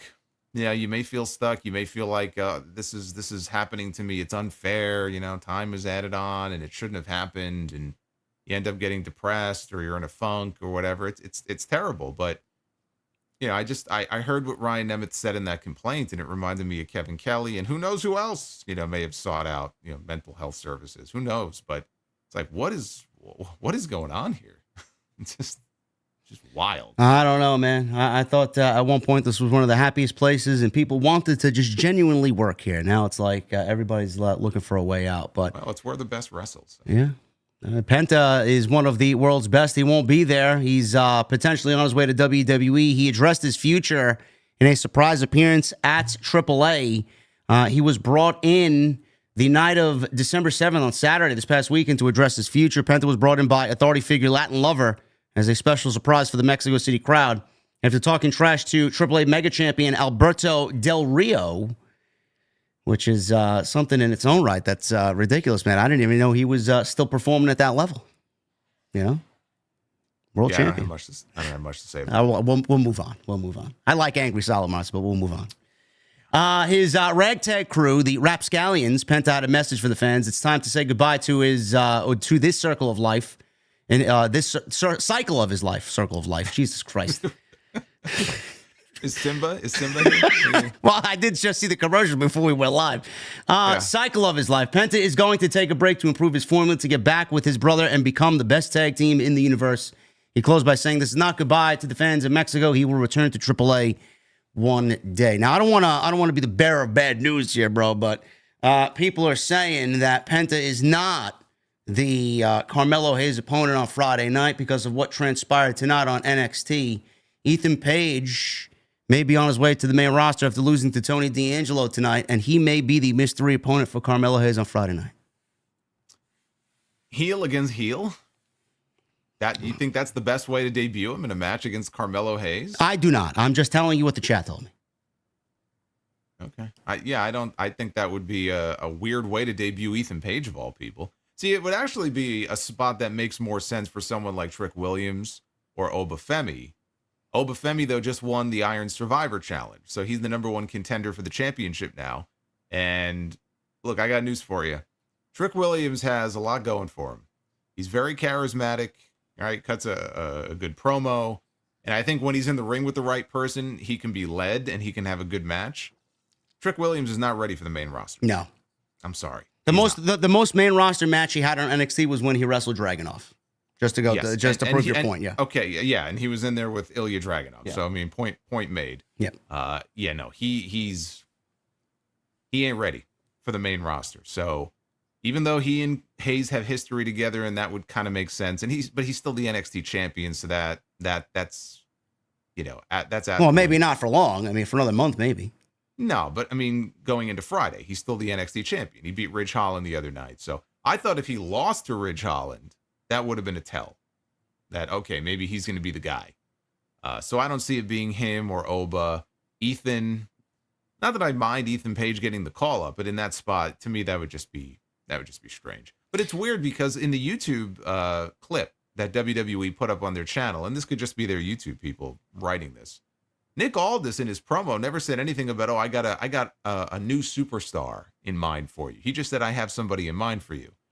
In the YouTube video, like in the title and in the description, they said a new superstar. So there's a bit of a discrepancy there. Like, is it a new superstar? Which would imply, like, I mean, I guess it could be an NXT person. Technically, they would be new to the main roster. But there's a little bit of confusion there. Like, what does that mean? That's not what Nick Aldis said in his promo. I saw that. I hope it's right. I hope it's Penta. I do. I'm not the biggest Ethan Page guy, but I could see him absolutely getting called up to the main roster via this transfer, whatever the fuck they're calling a trade deadline or whatever they got going on. It's a transfer window. Sure, transfer window. It's a transfer window. Yeah, I mean, you mock it, but look, I'm in favor of it if it so means getting rid of the god awful draft. Okay, do you remember the two draft shows we had earlier this year and how fucking boring I would rather not want to go back to that, yes. Yes. So if this were to mean that there will be no formal draft anymore and they're going to have a transfer window, then I'm okay with it. In fact, I would be okay with having a transfer window 2 different times each year. Space it out by maybe, 6 months or whatever. And you have like a trade deadline like you have in baseball. Like, I'm cool with that because then it allows the company to move people around as needed, call people up from NXT as needed, and shake the roster up a little bit. No problem with that. If they're going to do this and then have a draft in a few months, I think that's the stupidest fucking thing they could do. I agree. Draft serves absolutely no purpose. It's boring. It makes for boring television. Look at the draft this year. 75% of the people that were drafted in those different rounds stayed exactly where they were. And the first pick of the 3rd round is SmackDown drafts Shinsuke Nakamura. Give me a fucking break. Oh, but you missed the best part. Let's trot out Funaki to make the announcement during the fucking draft. Give me a fucking break. So, yeah, if they're going to do the draft, that's a horrible idea. But if this is in lieu of doing a draft, then I think that's a good idea, and I'm all for it. I agree. We'll see how that plays out. But the streets are saying Ethan Page. I hope you guys are wrong, but we'll see on Friday what Nick Aldis has in store there. But Penta is coming on in, whether that's NXT or the main roster. I would say main roster for sure. I don't think he needs NXT, and WWE's ready to make some money off of him, and he's going to make them a lot of money. Mm-hmm. So we got this one last AEW story here, which was quite laughable because I read this while I was drinking my coffee this morning. There are conflicting stories about Another AEW star being pulled from GCW events. Now, apparently, this has to do with Willie Mack. Now, if you guys don't know Willie Mack, he is somebody that apparently... Willie Mack is fantastic. We called matches for Willie Mack and House of Glory. He is just as underrated as they come, man. He's great. My first exposure to Willie Mack was watching Lucha Underground. Yes. And he was a beast over there. Yeah, he was the Mac, and they brought him in, and he was great. And when I first heard this, I said, wait a minute, Willie Mack is under contract to AEW? So I had to go look it up, and evidently he's done stuff with the Ring of Honor brand this year. I mean, he has wrestled in AEW before, but more recently he's been with Ring of Honor. But like, he's had 2 Ring of Honor matches, I think, in the last 3 months. I think the last match he had was in October. He lost to Commander. And I think that was the last time they used him. On Ring of Honor TV. The last match he had in AEW was December 9th of last year. Do you know who he wrestled? I don't. Wardlow. I have no memory. And I know I covered the show, and I have no memory of this whatsoever. But then again, I have no memory of Wardlow being under contract half the time either, because we never see him. But yeah, no, I had to look it up to just verify, like, wait a minute, this guy's under contract to this company? And I was shocked when I saw that. It's great. Who don't they have is a better question. Fightful apparently reported this earlier today. On Monday, Mack had been pulled from an upcoming GCW event. He was scheduled to face Sidney Akeem, who was also known as Reggie in WWE, or Scripps on NXT, at the Highest in the Room 3 on December 14th. GCW claimed to Fightful today that Willie Mack had been removed from next weekend's GCW shows. The company is under the impression that this still stems from Effie's comments, as AEW has no shows scheduled next week. In their report, Fightful said that numerous people in AEW claimed the promotion did not pull Willie Mack, though one contact claimed that the talent relations, Christopher Daniels, encouraged Mack to not take the GCW booking. Ricky Starks was pulled from GCW shows, as you guys know, by AEW shortly after he made his debut in November. That stemmed from comments Effie made regarding Tony Khan, his father Shad Khan, and AEW running the Hammerstein Ballroom a month prior to GCW's return to the venue, which they are not selling very well at all for their show, which is actually surprising to see. Yeah. They're not even at 900 tickets sold for that show, according to WrestleTix. Well, what big matches have they officially announced for that show? Like really Joey big Janela versus Masato Tanaka is the one match I've seen them announce. All right. Well, Masato Tanaka, we know he can still go, but that's not like a huge attraction. Like, is there a huge, big headline attraction? Amazing Red was announced for the show too. Against who? Nobody yet. Well, that's what I mean. Like, so your answer is no. There has not been one. One major match yet. No. That's what I was asking. Okay. So that says a lot right there about why they haven't moved that many tickets. Well, so, now they still have time. I mean, the show is January 19th. Yeah. So they still have over a month. But yeah, I saw those numbers too, and it's not great. This story here, I sound like a broken record, but communication, right? Communication. Why is it like if let's say there's a policy, even if it's kind of like an unofficial, unwritten rule now, where our talent is not going to work GCW, right, because of the whole Effie situation? Wouldn't you think that Tony or one of his lieutenants would walk into the locker room one day and say, look, guys, here's the situation, and lay it all out so that people know, or send a memo out, right? What did Punk say when he went back to WWE? They have an app now for talent, right? It's like a talent for app requesting days off. Well, requesting days off, but maybe also blasting out important announcements. Maybe they do that too. Like, whatever format it takes. Like, don't you think it would make sense to let people know you can or cannot still book shots with GCW or with this promotion? And this sounds like, because I think, and Meltzer mentioned the same thing on his podcast, I think the other night, and then Fightful had their report as well. It sounds like this is not a situation where AEW, he was explicitly told you cannot work GCW. But he either assumed that he couldn't, or, he was told by Christopher Daniels, like, yeah, you technically can, but maybe it would be in your best interest not to. And supposedly that's his version, that's Willie Mack's version of things. But it wasn't a case where like AEW pulled him from the shows. It sounds like confusion over what the rules are here. What are the rules of engagement? All right, so this needs to be laid out specifically. Like, okay, you can or cannot. Why is this not being laid out specifically? Why are people left shrugging their shoulders, going, I don't know. All right, from me to you in typical JD fashion. Who the fuck cares about Willie Mack and what he does, bro? When was the last time he was actually backstage at an AEW show that anybody gives a shit about? Honestly. But Tony Khan is paying him, apparently. So if he's paying him, he cares. He couldn't even remember about fucking paying Punk's medical bills. He's going to remember Willie Mack's on the roster. But if he's upset that, someone from GCW made comments about him and his father, then he does not want his people working GCW, supposedly, right? Then he's paying Willie Mack. He's paying him something. So if anybody cares, Tony Khan must care. Oh, we need Willie Mack waving the AEW flag, brother. Now, give me a break, man. Come on. It's a matter of principle, though. If he's technically an AEW contracted talent, then he wouldn't want him working GCW. Although apparently they didn't pull him. So why is Christopher Daniels supposedly being like, maybe you shouldn't be working? Well, he didn't know the rules because he probably thought the same thing I just said. Who the fuck cares what I do? So Christopher Daniels or Willie Mack? For Willie Mack, he's probably thinking the same thing that I just told you. Who gives a fuck what I do, man? I'm a nobody around here. Willie Mack doesn't know from any of this stuff. I'm sure he doesn't involve himself in this stupid bullshit drama. He probably just wanted to work, and he's like, oh shit, of course, like, I've walked into something here that I don't know what's going on here. And then this poor bastard probably gets roped into this, unwittingly. So the whole thing again is just like no one talks to anybody. No one knows the rules. No one is laying down the law here and letting people know, what you can and cannot do. It's just bullshit. And they have to worry that, if I book this, am I going to get in trouble? Am I going to get pulled? It's such nonsense. Like it's like the blind leading the fucking blind. That's what this sounds like.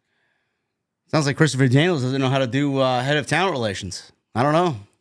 Maybe we need to find somebody else to take that spot. Sounds like he's in over his head is what it sounds like. For 5 years?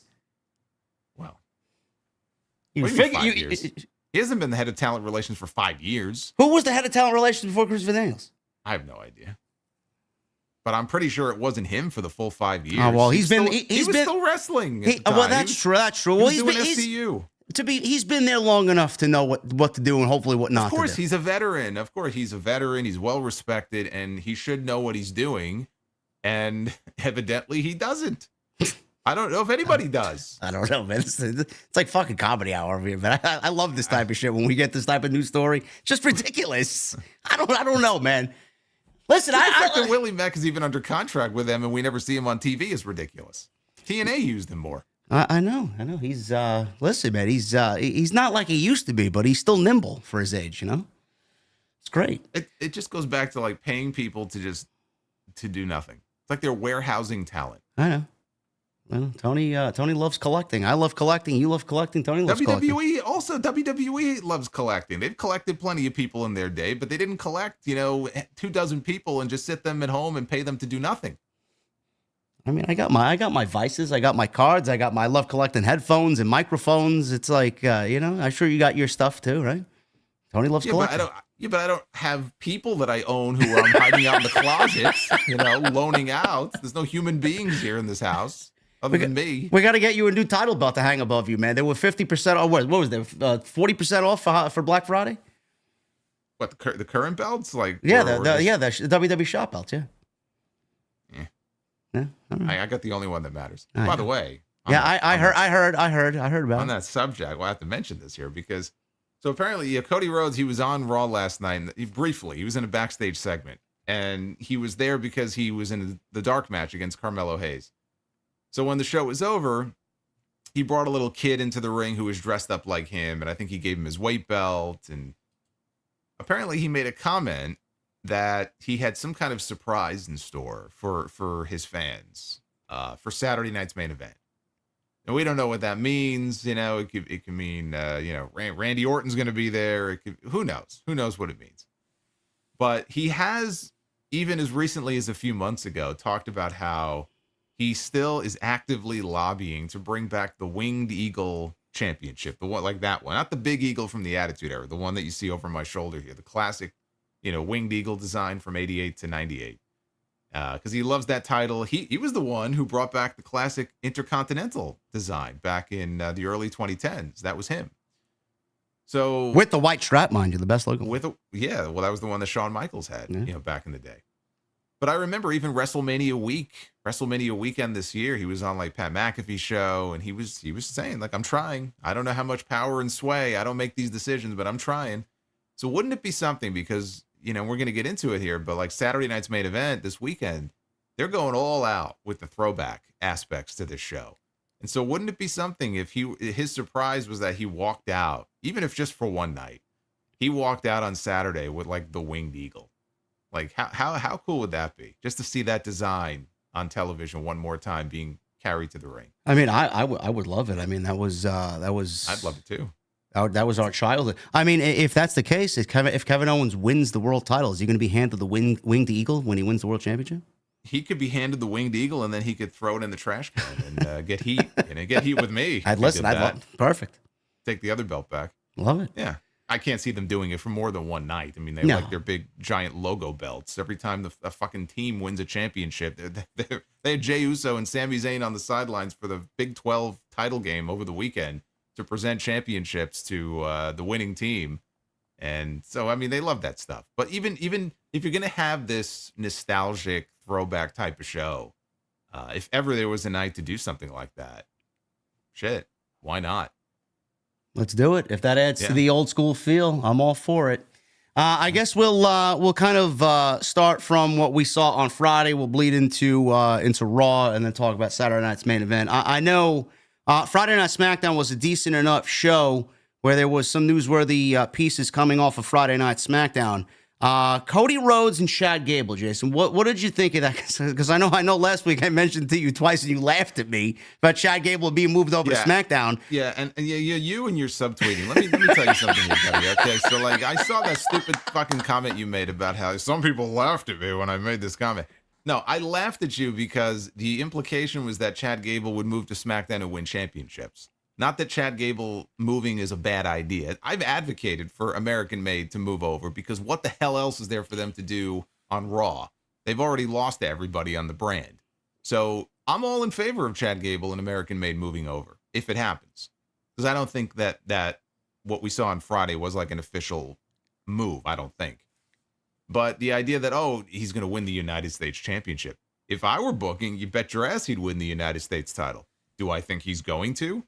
Do I have any reason to believe that things are going to be radically different on SmackDown for him as opposed to how they were on Raw? No, I don't. You gotta have some faith here. Have some faith. I'm a Mets fan. Now I suddenly do have faith. Yeah, 765 million reasons to have faith.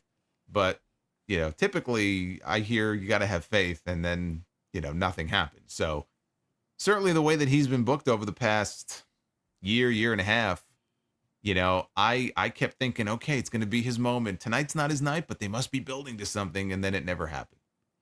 So prove me wrong. That would be my message to Triple H and WWE. Prove me wrong.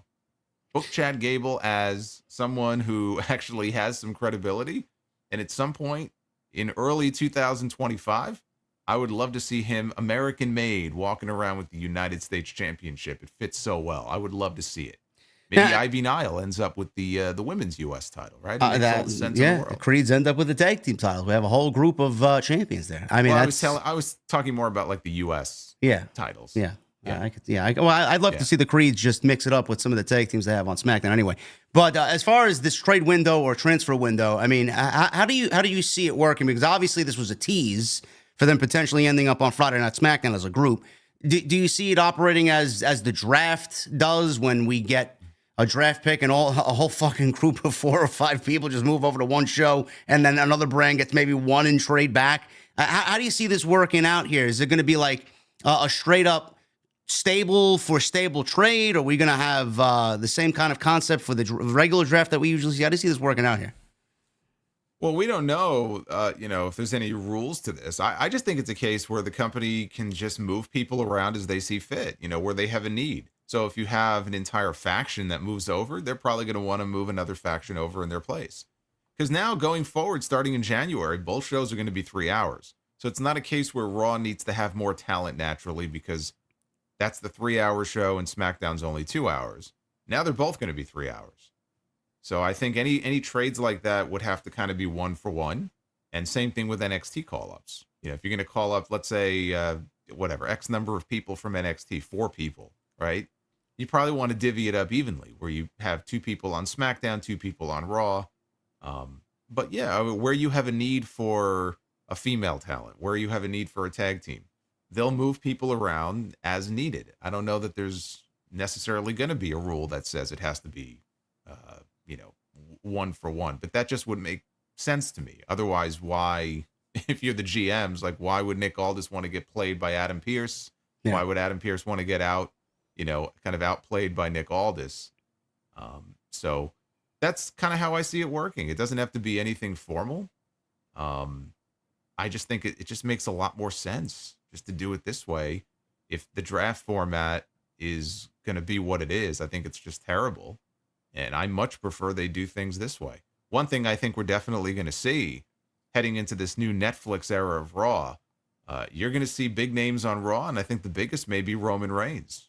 I think we're going to be seeing a lot more of him on Monday nights, at least in the early part of this Netflix move.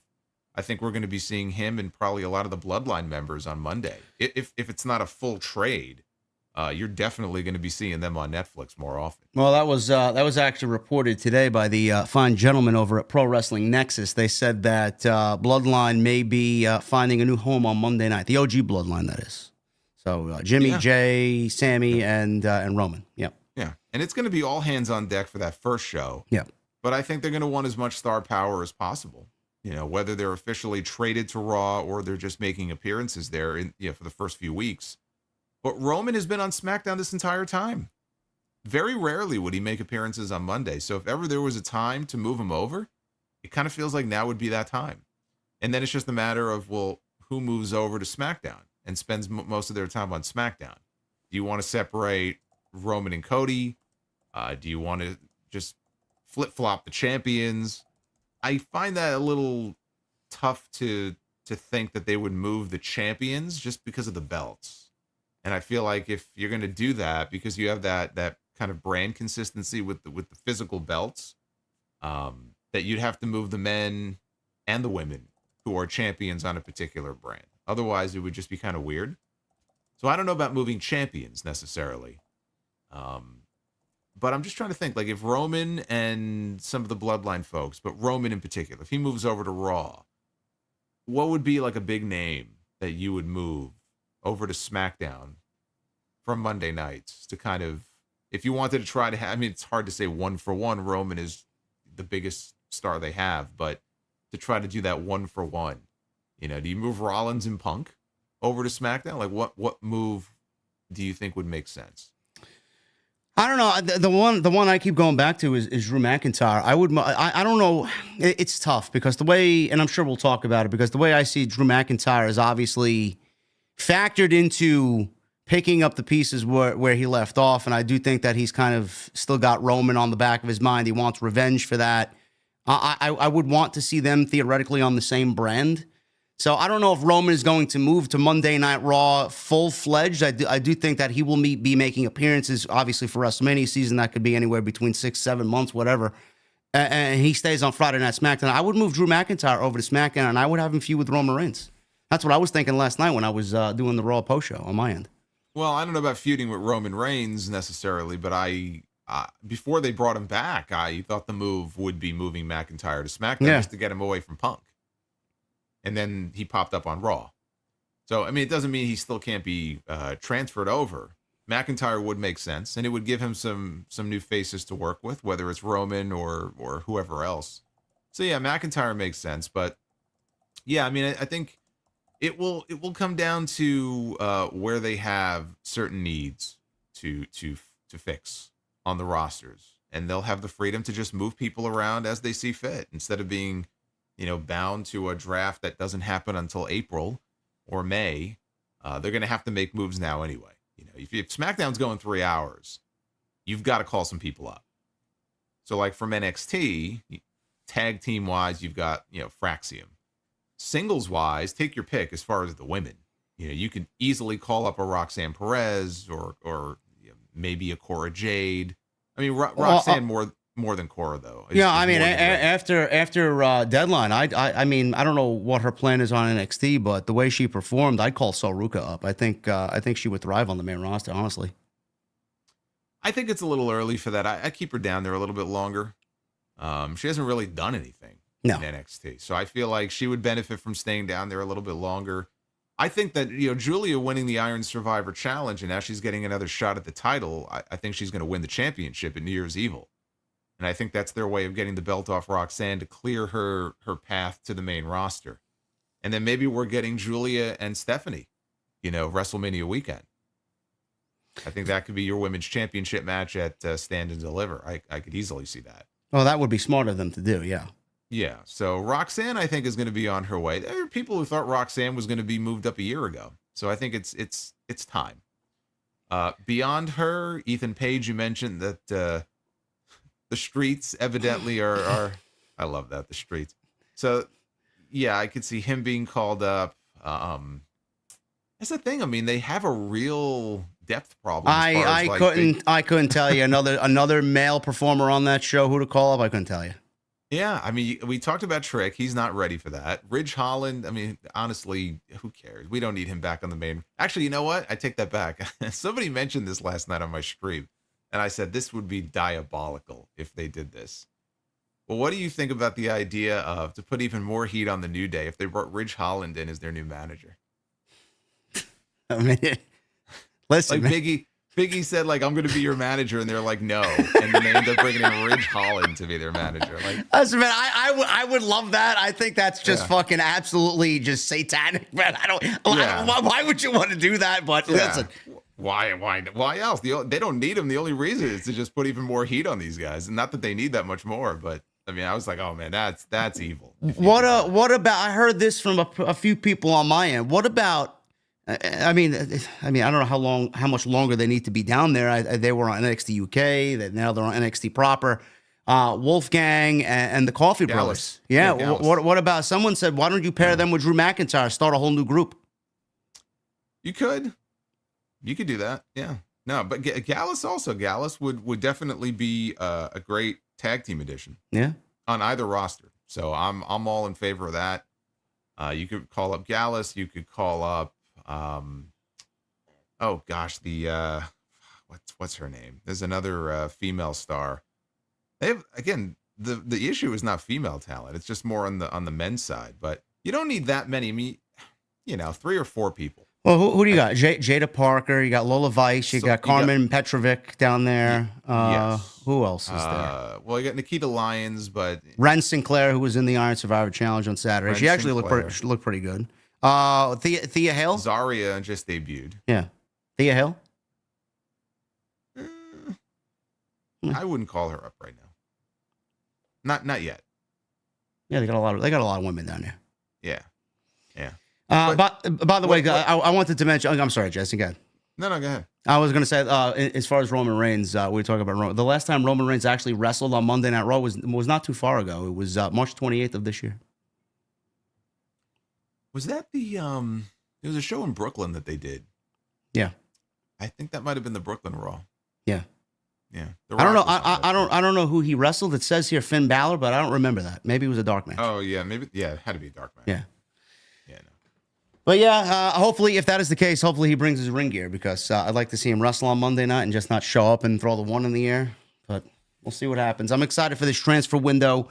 That was the big story coming out of Friday Night SmackDown. The other big thing is, I don't know how you felt about this. I was actually kind of shocked, because you and I both went over the brackets for the United States Women's Championship Tournament. Tiffany Stratton advances over Naomi and Elektra Lopez. I thought Naomi was going to get the victory, but Tiffany, who is the Money in the Bank briefcase holder, is now in the semifinals, going one-on-one this Friday with Michin. What did you think about that? And how do you now look at the tournament as far as who goes to Saturday night's main event? Because I did say on Friday, because now obviously our predictions are going to be different now that Naomi's eliminated. I would not be surprised if they go with Michin and Chelsea Green, but I do think we end up going with Bayley and Tiffany Stratton. And finally, I think Tiffany Stratton cashes in on Nia Jax, because there's going to be a blunder there, and Nia Jax is going to get cashed in on. Yeah, I was shocked. I was shocked that Naomi got bounced in the opening round. I definitely think now that she's the one who attacked Jade Cargill. I just think she's the one now. I was undecided between Bayley and Naomi, but now I'm pretty rock solid that it was Naomi. But she gets bounced out of the opening round, and Tiffany Stratton, who has a briefcase to cash in for a world championship, is in the semifinals. So if she didn't have the briefcase, she would have been a shoo-in in my mind to move on. But I was surprised. And so now, like you said, it's either Bayley and Tiffany, or it's going to be Chelsea and Michin. I'm thinking we're looking at Chelsea Green and Michin in the finals. Okay. And I think that, and I mean, we'll get into our predictions here, but I think that Chelsea gets her win back from the dumpster match, and she becomes the first United States champion. That is certainly a possibility. I just think that WWE is going to want to go with a little bit more star power. I did say Friday that putting the title on Bayley would give it the proper push that it needs out of the gate, and then maybe Bayley drops it to Chelsea Green, and we get her getting that championship back in a second reign of that championship. I don't know. I just don't have the commitment that WWE is going to do Chelsea Green and Michin on Saturday night's main event. But who knows? I mean, that show is loaded, so they may go with something like that. I don't know. That's what I mean. Like, if you look at the rest of the card, I mean, it's pretty much star power in all the other matches. So you can have a match with a little less star power if you've got the rest of the card loaded up pretty good. It's going to be interesting either way. I'm excited for the women that remain in that tournament. We had Nakamura and LA Knight continuing their feud. I would not be surprised if we get a sixth match add for Saturday night's main event. I think they stay with 5, but someone told me yesterday that the show listed in the TV guides says 2 hours and 30 minutes, because I think that they do have some leeway, because Saturday Night Live doesn't start till 11 o'clock, so they have some leeway in between. Well, no, Saturday Night Live starts at 11:30, and usually there's a newscast right before. So, I mean, is it a 2-hour show or is it a 3-hour show? Have they said? Have they specified? I'm under the impression it's from 8 to 10. That was my impression too. Yeah. But when I went to NBC.com and I looked at the schedule, it has Saturday night's main event listed for 8, and then I think the next thing listed is Saturday Night Live at 11:30. Which doesn't make any sense to me. I can't imagine it's a 3.5-hour show and they're not going to do a newscast. So I'm still confused on the actual length of the show. I would not mind a 3-hour show. I think 2 hours for what we got is a little too short, but we may get some bang wrestling on Saturday night. I don't know. I would say 2.5 hours is a nice sweet spot. We'll see what happens on Saturday. But Nakamura and LA Knight continuing their feud. Do you care either way, one way or another, about these two gentlemen? No, I really don't. I mean, I'm loving the presentation of Nakamura. It's great. I think, the entrance and everything, the music, I think that's great. But as far as this feud, this program, it's like, it's fine. There's nothing wrong with it, but I can't say it's terribly exciting. Motor City Machine Guns lost the tag team titles on Friday night to Ciampa and Gargano, and what Jason uttered a couple of weeks ago right here on their show, I'm sure he did it on his platform as well, as Johnny Gargano leveled with Tommaso Ciampa and came down to see him eye to eye as far as what was going on here. We did not break up DIY, and they are the new tag team champions. What did you make of the Machine Guns, Jason, losing the tag team titles? And I did mention on Friday, they were not getting a lot of reaction in the time that they've been on Friday Night SmackDown. Is that a potential reason why WWE made the switch to DIY here? No. I mean, they definitely were getting a lack of reaction in a lot of places, but I wouldn't be surprised if this was the plan from the start before they even won the belts. That they had this plan in place for DIY. I'm glad they didn't break them up. And I said, I think the way it's going to end is Johnny is going to come around to seeing things the way Ciampa did, or it could have been a ruse from the start, for all we know. We don't know. We don't know if it was all pre-planned from the very beginning, or if this was a case where Ciampa gave him an ultimatum and Johnny said, okay, we're going to do it your way. We still don't know. But I thought the way they did it was great. And I think that the Machine Guns losing the titles, it doesn't kill the Machine Guns. Now they get to chase to get the belts back. The thing is, though, like, the Street Profits have been beaten so many times that you kind of have to put the belts on the Street Profits next, don't you? More so than the Machine Guns, because how many more times are you going to beat Montez Ford and Angelo Dawkins? So I wonder if maybe they're building to, like, I could see a WrestleMania, like a 3-way ladder match for the tag team titles, and the Street Profits win the belt at WrestleMania. I can see that. But you still got a lot of time between now and then. So how do you bridge that gap, though? Because how many more times are the Street Profits going to lose? That's the problem with not having, a lot of other teams that are kind of right there set up for a shot at the titles. Well, good thing we have a transfer window. Exactly. And you can call up teams as well. So, yeah, that could prolong things a little bit. But the Street Profits, that just strikes me as like they have to win the belt soon at some point, right? Otherwise, why bring up the fact they haven't been champions in 4 years? Before we get there, I said on Friday that we need to do something a little different with the machine guns. They are a little too what's a good word? Yeah, a little vanilla, a little hokey. We're here to wrestle the best tag teams in WWE. I mean, come on, guys. You know what I'm surprised by? We haven't they put them out there to wrestle. And so what do we know about them? We know what Corey Graves tells us when he says they're your favorite tag team's favorite tag team. And we know that Alex Shelley and Johnny Gargano have been friends for 20 years. And that's it. All right. So what do the fans think when they see these guys say some stupid shit like that? Who the fuck are these two goobers, man? Like, I don't want to see this lame shit. Wait, give me some balls, man. Go out there and fucking kick someone's ass. I'm not even talking about them going out there and kicking someone's ass. I'm talking about how have we not gotten video packages or vignettes, chronicling the history of these guys?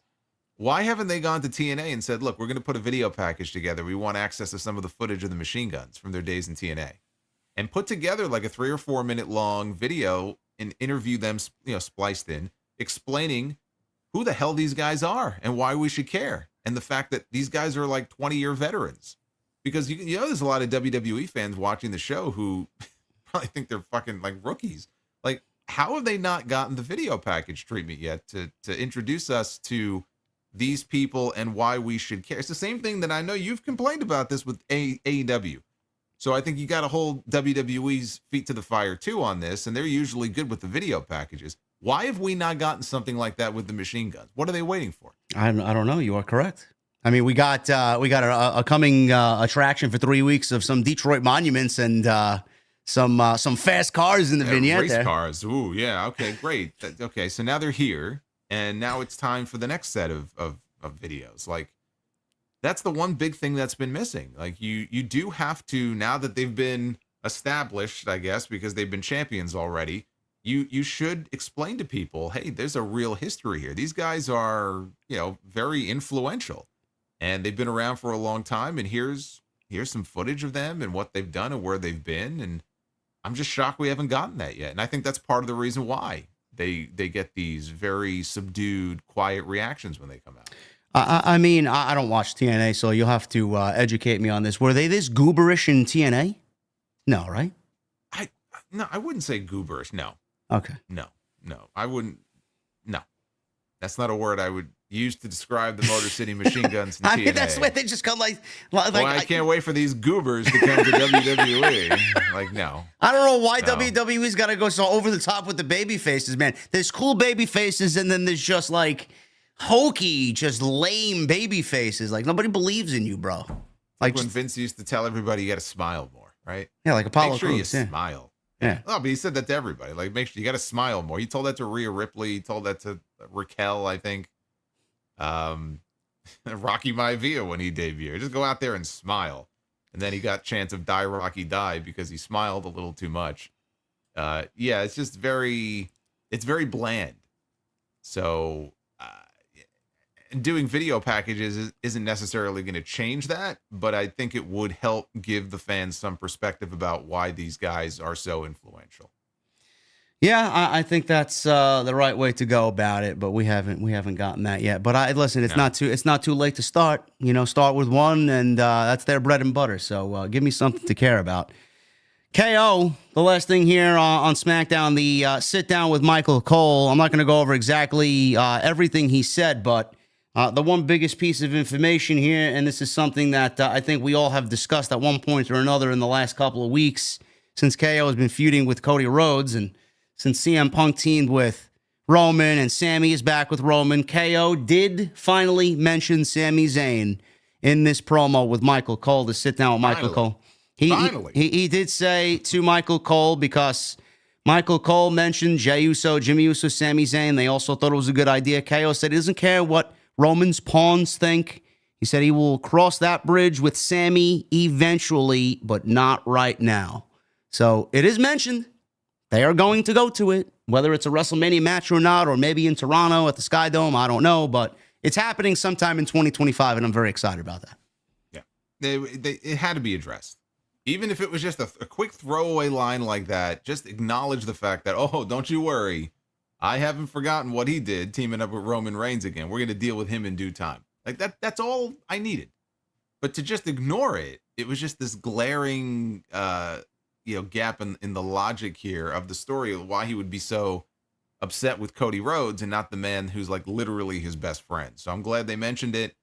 And yeah, I think we kind of figured, but it just all but confirms that, probably early on in 2025, we're going to get something with Owens and Sami. I know it's been done to death before, but at this point, it's been a few years. At least they let a few years go by. And so if they want to go back to it, I'm okay with that.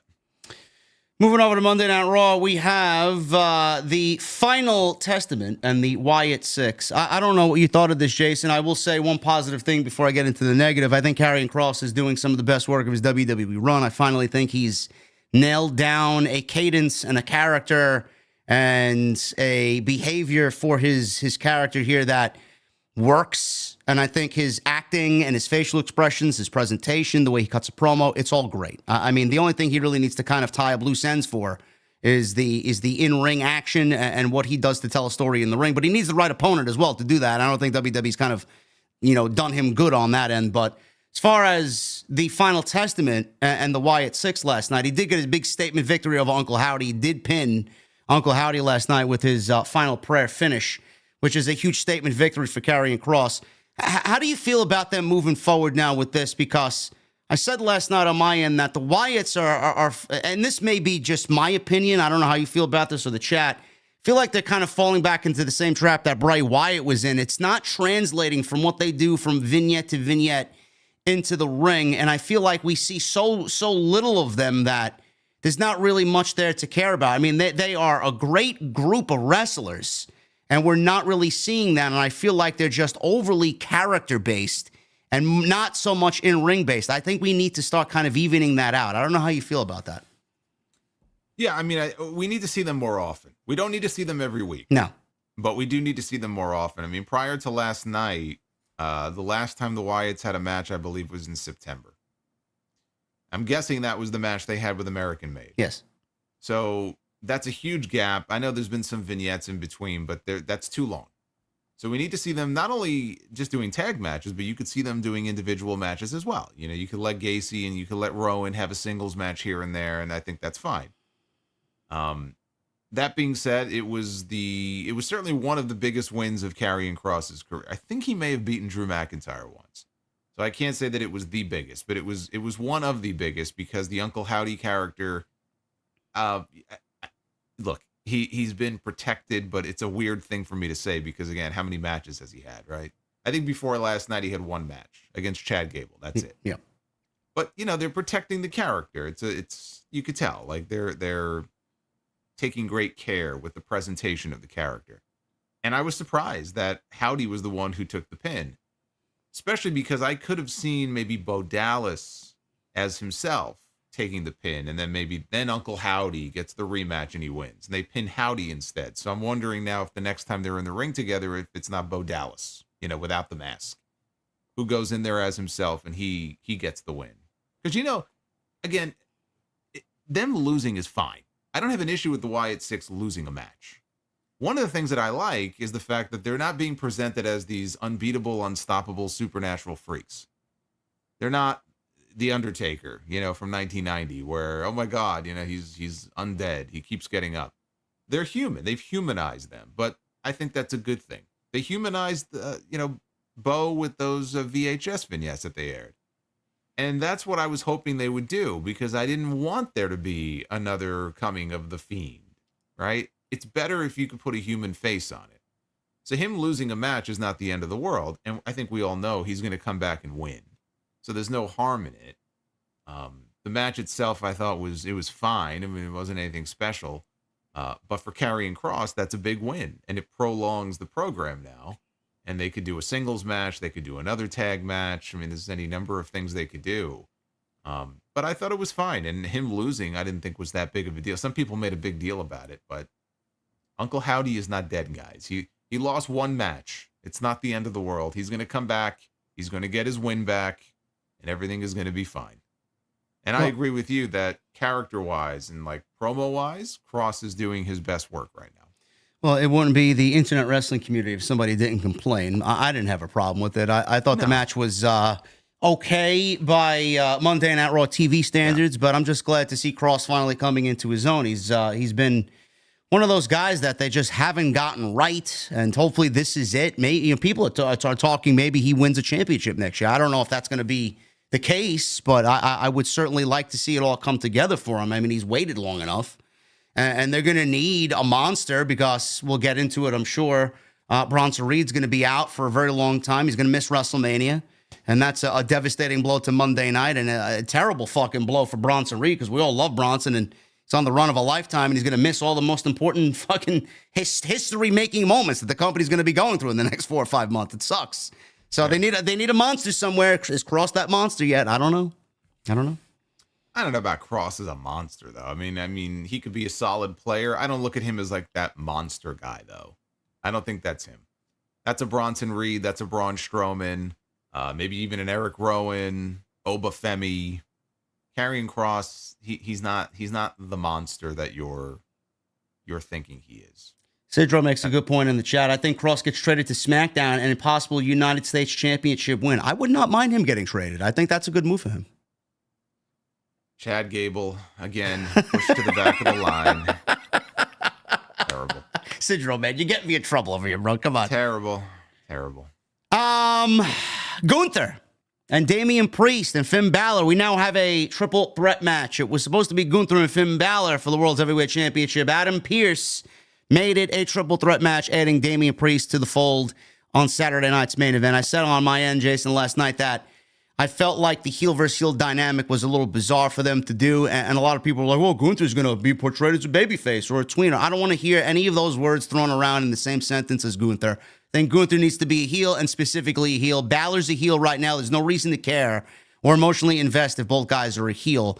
That's why they added Damian Priest. On top of that, I felt like the match was too predictable, just being Balor and Gunther, because I think both of us kind of knew, everybody knew, that Damian Priest would probably get involved, and then we would get a triple threat match somewhere down the line. So they're doing it now on Saturday night for the World Heavyweight Championship, which adds a little bit of a little dose of unpredictability. But how do you see this playing out? I'm still obviously going with Gunther here. Well, do you want to just formally go through this match by match as far as like predictions? Yeah, sure. Yeah. All right. So let's just start from the bottom here, and we'll work our way through these things here. Because the other match they added was Sami Zayn against Drew McIntyre. So that match is taking, and that's going to be a great match. And that's taking place on Saturday, and that's going to be a Drew McIntyre win. Absolutely. There's no reason to believe Sami's going to win. Yeah, especially if they're setting up Jey Uso as an opponent for Drew, because Drew admitted that he attacked Jey last week, then it would make no sense to beat him here. Oh, man, it's not Dwayne? Everybody thought it was The Rock. I didn't. I thought it was Kevin Owens. No, you actually had a logical explanation behind it. Everyone's like, maybe it was The Rock. What the fuck is The Rock doing in Everett, Washington? Give me a break, man. Yeah, not on TV. He just decided to travel all the way to Everett and then off camera backstage hit his I guess they're cousins, right? Hit his cousin in the back of the head and then drive off. Yeah, you guys are crazy, man. Comedians over here. Yeah, that makes sense. So McIntyre, okay, so we're in agreement on that. Well, let's talk about the World Heavyweight title. So you brought up Gunther, Priest, and Balor. I like the addition because it takes away the predictable interference.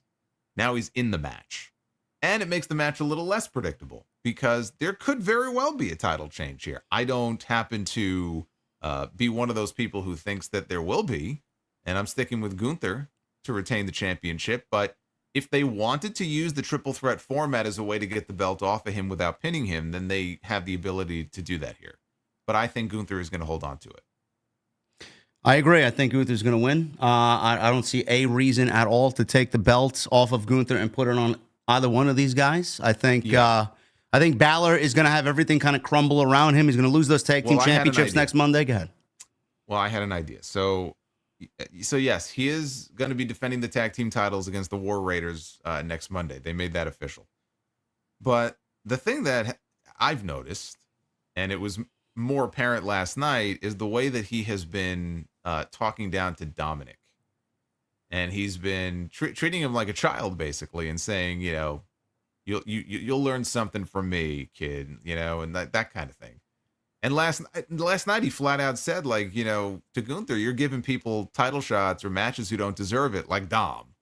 You know, and then the camera flashed over to Dom, and he didn't look very happy about that statement. So I think, was it last week I may have mentioned the idea of Dominic as a leader of the Judgment Day? Did I mention that? Yeah, did. I like that idea. Right.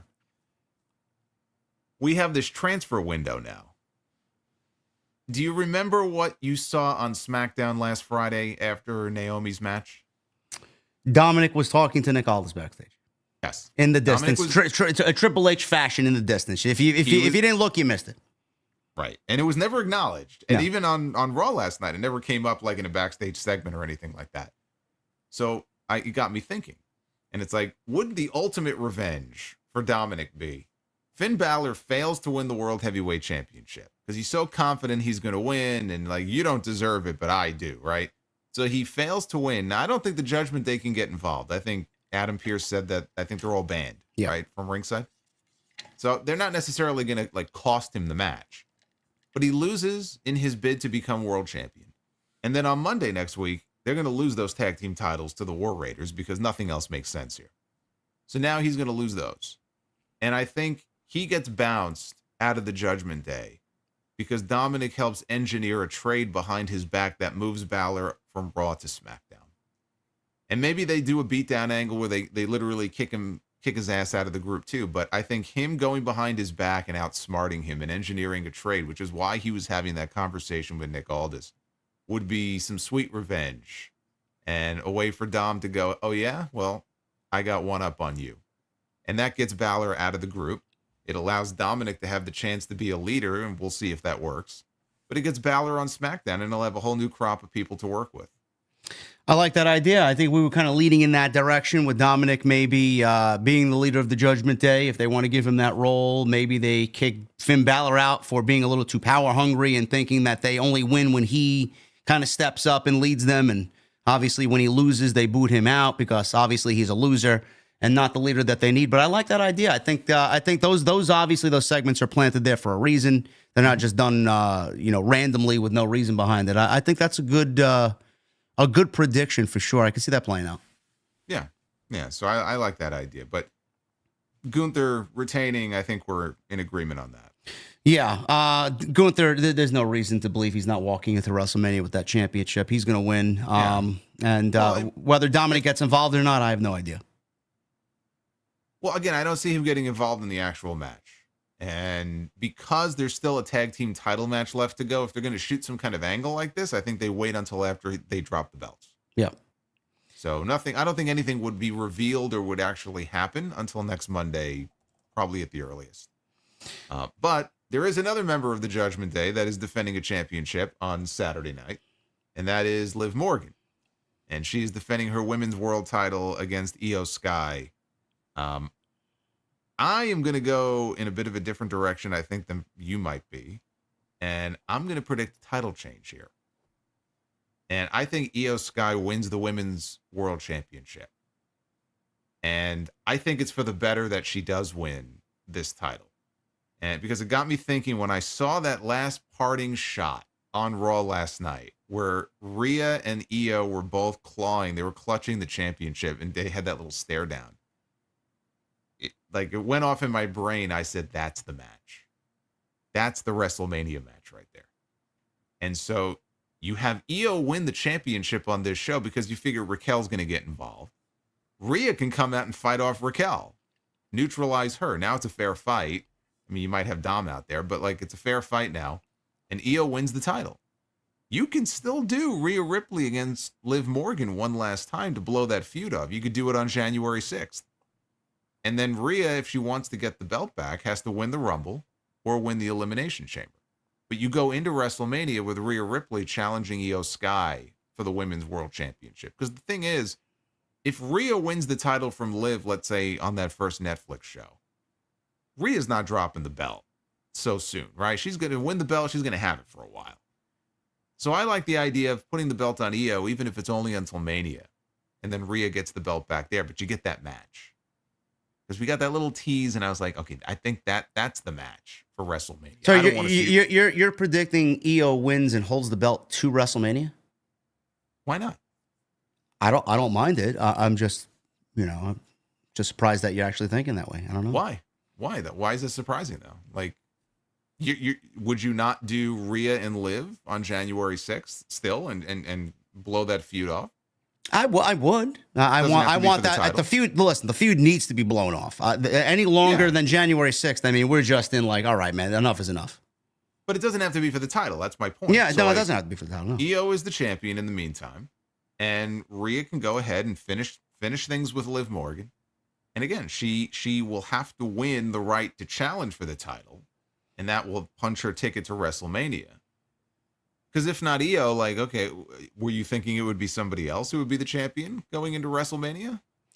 No, I thought Rhea would be the champion going into WrestleMania because I don't really want the Women's Royal Rumble to be given to a very predictable winner. I think there'll be a lot of outrage if Rhea Ripley wins the Royal Rumble and it's not someone like an Io Sky, who I think a lot of fans want to see get a nice moment for herself. I don't want to. But my point is, if you put the title on Rhea and Io is challenging, do you actually believe that Io would beat Rhea at WrestleMania? Well, that's my point. No. So, but I don't think anybody really understands. I don't think anybody thinks Io is going to be the champion. So why even go there? Well, that's exactly why. I guess. Sure. I mean, is that really any worse than what they'll probably end up doing? I mean, no, we need some wrestling in that division that's going to really captivate the audience going into WrestleMania. Because Liv Morgan's not that. And Io is very popular right now. You even saw it last night when she did that run, and she made the save with Kyrie earlier in the show. She came out by herself to do a run-in that main event. She got a good reaction last night. And it's not like she's not getting these types of reactions everywhere she goes. She's over as a babyface. So I think people would be genuinely happy if she, and surprised, because I'll bet most people would not be expecting a title change this weekend. So I'm not talking about doing a title change just for the sake of doing it. Like it would have to make sense. But I think people would be genuinely not expecting that to happen. And I think it's the right way to go because it gives us what would be a great WrestleMania match, a great setup for a match with her and Rhea. Rhea doesn't have to win the Rumble, by the way. She could win a chamber match. Doesn't have to be the Royal Rumble that she wins. All right, so my question is now, what does Becky do? Because she'll be on Monday night, January 6th. What is she doing going into WrestleMania? What do you have, if you have the pen, the solid monster has the pen, what is Becky Lynch doing at WrestleMania? I mean, ideally not fighting for a championship. I would try to come up with something else for her to do that doesn't involve her challenging for a title. Jordan Grace? Possibly. Okay. How you set that up, I don't know, but possibly. Maybe the Royal Rumble. Maybe, but I don't know when she's officially a free woman.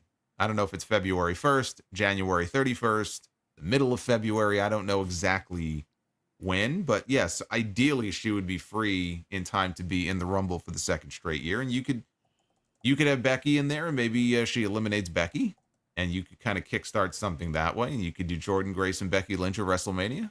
That could be the setup. But I just don't think Becky, and I kind of feel the same way about Charlotte, but I'm kind of resigned that I do think Charlotte will likely be challenging for the other championship, and it could be against Tiffany Stratton. And I think that would be a great match. But that probably is what she'll be doing at WrestleMania. Chat is saying Becky comes back and wrestles Lyra at WrestleMania for the Intercontinental title. Very possible, yes. Okay. Yes. All right, so we got some ideas. Lyra's my pick. Lyra's my pick to win the tournament. So actually, that would make a lot of sense. There you go. That's why we have you guys here. Thank you for the Lyra Bird Girl recommendation for WrestleMania. So yes, I like how you flew in with the Bird Girl. Flew in with that. Yeah, you guys flew in. Yeah, I love it. That's basically Saturday night's main event. We have the United States title also on the line. Well, you didn't give your prediction for the match. The women's. Yeah, I was gonna go live. Yes, I was gonna go live. Yeah. All right. Well, that's why I said I'll bet that your prediction is going to be different from mine. All right, we'll see. But if they end up going with your prediction, I am not going to complain. I think that's a solid idea. Well, even more so if we do get a final in the women's U.S. tournament of Chelsea and Michin, and if Chelsea wins, I mean, the people may cheer for her winning, but she's technically a heel. Even more reason I could see Io then, getting the win in her match. But yeah, I'm going to go with Chelsea and Michin. I think that's going to end up being the final. It could be Bayley and Tiffany. That'd be more star power in the match, but I'm going to say Chelsea and Michin, and Chelsea Green is the U.S. champion. Do we get a Tiffany Stratton cash in on Nia Jax? Nia's not on the show. She won't be out there? Not if it's Chelsea and Michin. No. If Tiffany is there against Bayley, then I could see Nia being out there. Okay. But why would Nia be out there for Chelsea and Michin? I guess. I don't know. Why would Chelsea Green? I'm thinking. Listen. I'm thinking because I'm going with my prediction. I think I'm going Bayley and Tiffany. That's why I said it. I'm not going with your prediction. I'm going with my prediction. That's why it's your prediction. So why would Nia Jax, the women's world champion, be sitting and observing the finals of the U.S. Championship tournament between Chelsea Green and Michin in my scenario? I don't know. Maybe she wants to make good on the chair shot she didn't do right at Survivor Series. I don't know. No, I don't think so. Okay. I don't think so. I'm going Bayley and Tiffany. If it's Bayley and Tiffany, Bayley wins, then I could see a Money in the Bank cashing. Absolutely. Okay. And then, obviously, the reason why we're all here, the main event, Cody Rhodes and Kevin Owens, WWE Championship on the line. I know you had already stated that Kevin Owens, you feel like, should not be out of the topic of discussion to possibly win the WWE Championship on Saturday night. I said this 6 weeks ago. Listen, I'm going to agree that if we need to make a decision on Saturday night, I think that is the right decision. Just simply because I don't want to see the predictable outcome of Randy Orton showing up and then he ruins Kevin Owens' chances and then we get a one-on-one match with Randy Orton and Kevin Owens, because that's just very lame. I feel like if you throw a wrench into the gears and you ruffle some feathers and fuck the establishment a little bit, I think that's the right way to go about it. I think we need some chaos. It's like fucking Dark Knight, man. It's like chaos to Gotham City. If Kevin Owens is a WWE champion, the guy's been proven. The guy's been going around saying he's right. He's right about everything. So just give him the fucking title. Prove that he's right all along. That's the way I see it. Okay, is that your prediction? Now I'm going Kevin Owens. Yeah. Okay, I'm predicting Cody Rhodes to retain the WWE championship. Now, what do you can't do that? Come on, why? What do you mean I can't do that? We're doing predictions here. But you said Kevin Owens for the last 6 weeks. Now you're just going to flip it on me after 6 weeks? And I'm not flipping anything. If it were up to me, if I had the power of the pen, I too would book Kevin Owens to win the WWE Championship. This guy's fucking with me over here. We're doing predictions, though. What do I think is going to happen? And I don't think that they're going to have the balls to do it.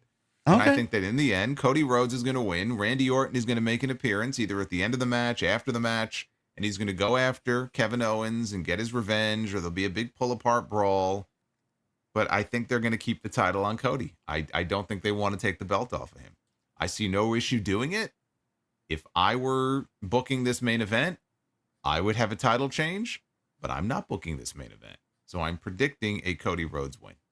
All right. I mean, you speak soundly. I could see. Obviously, I've thought of this as well. I just, for them to pull the trigger on Cody Rhodes to lose is a ballsy move. But no, and again, it makes a lot of sense, and it would shake things up.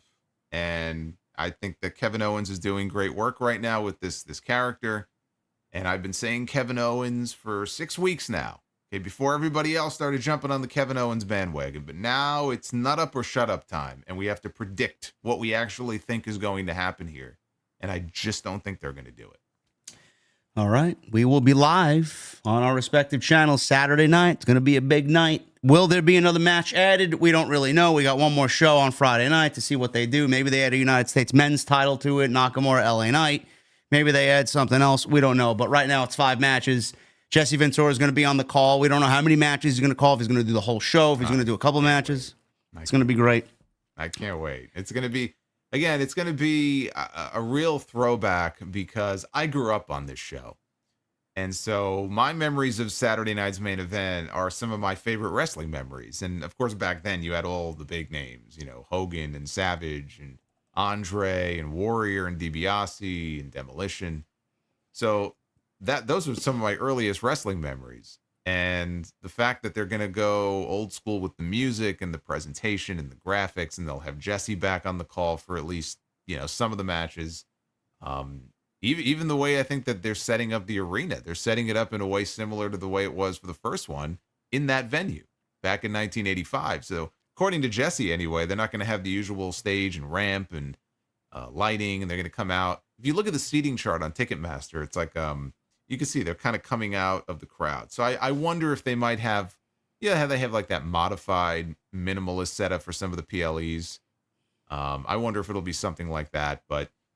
Yeah, man, I think we're going to hear that Animotion when the show kicks off. We'll probably get those sweet backstage promos that lead right into the intro. And I'm looking forward to it. It's I'm looking forward more to this than I have some of their recent PLEs, honestly.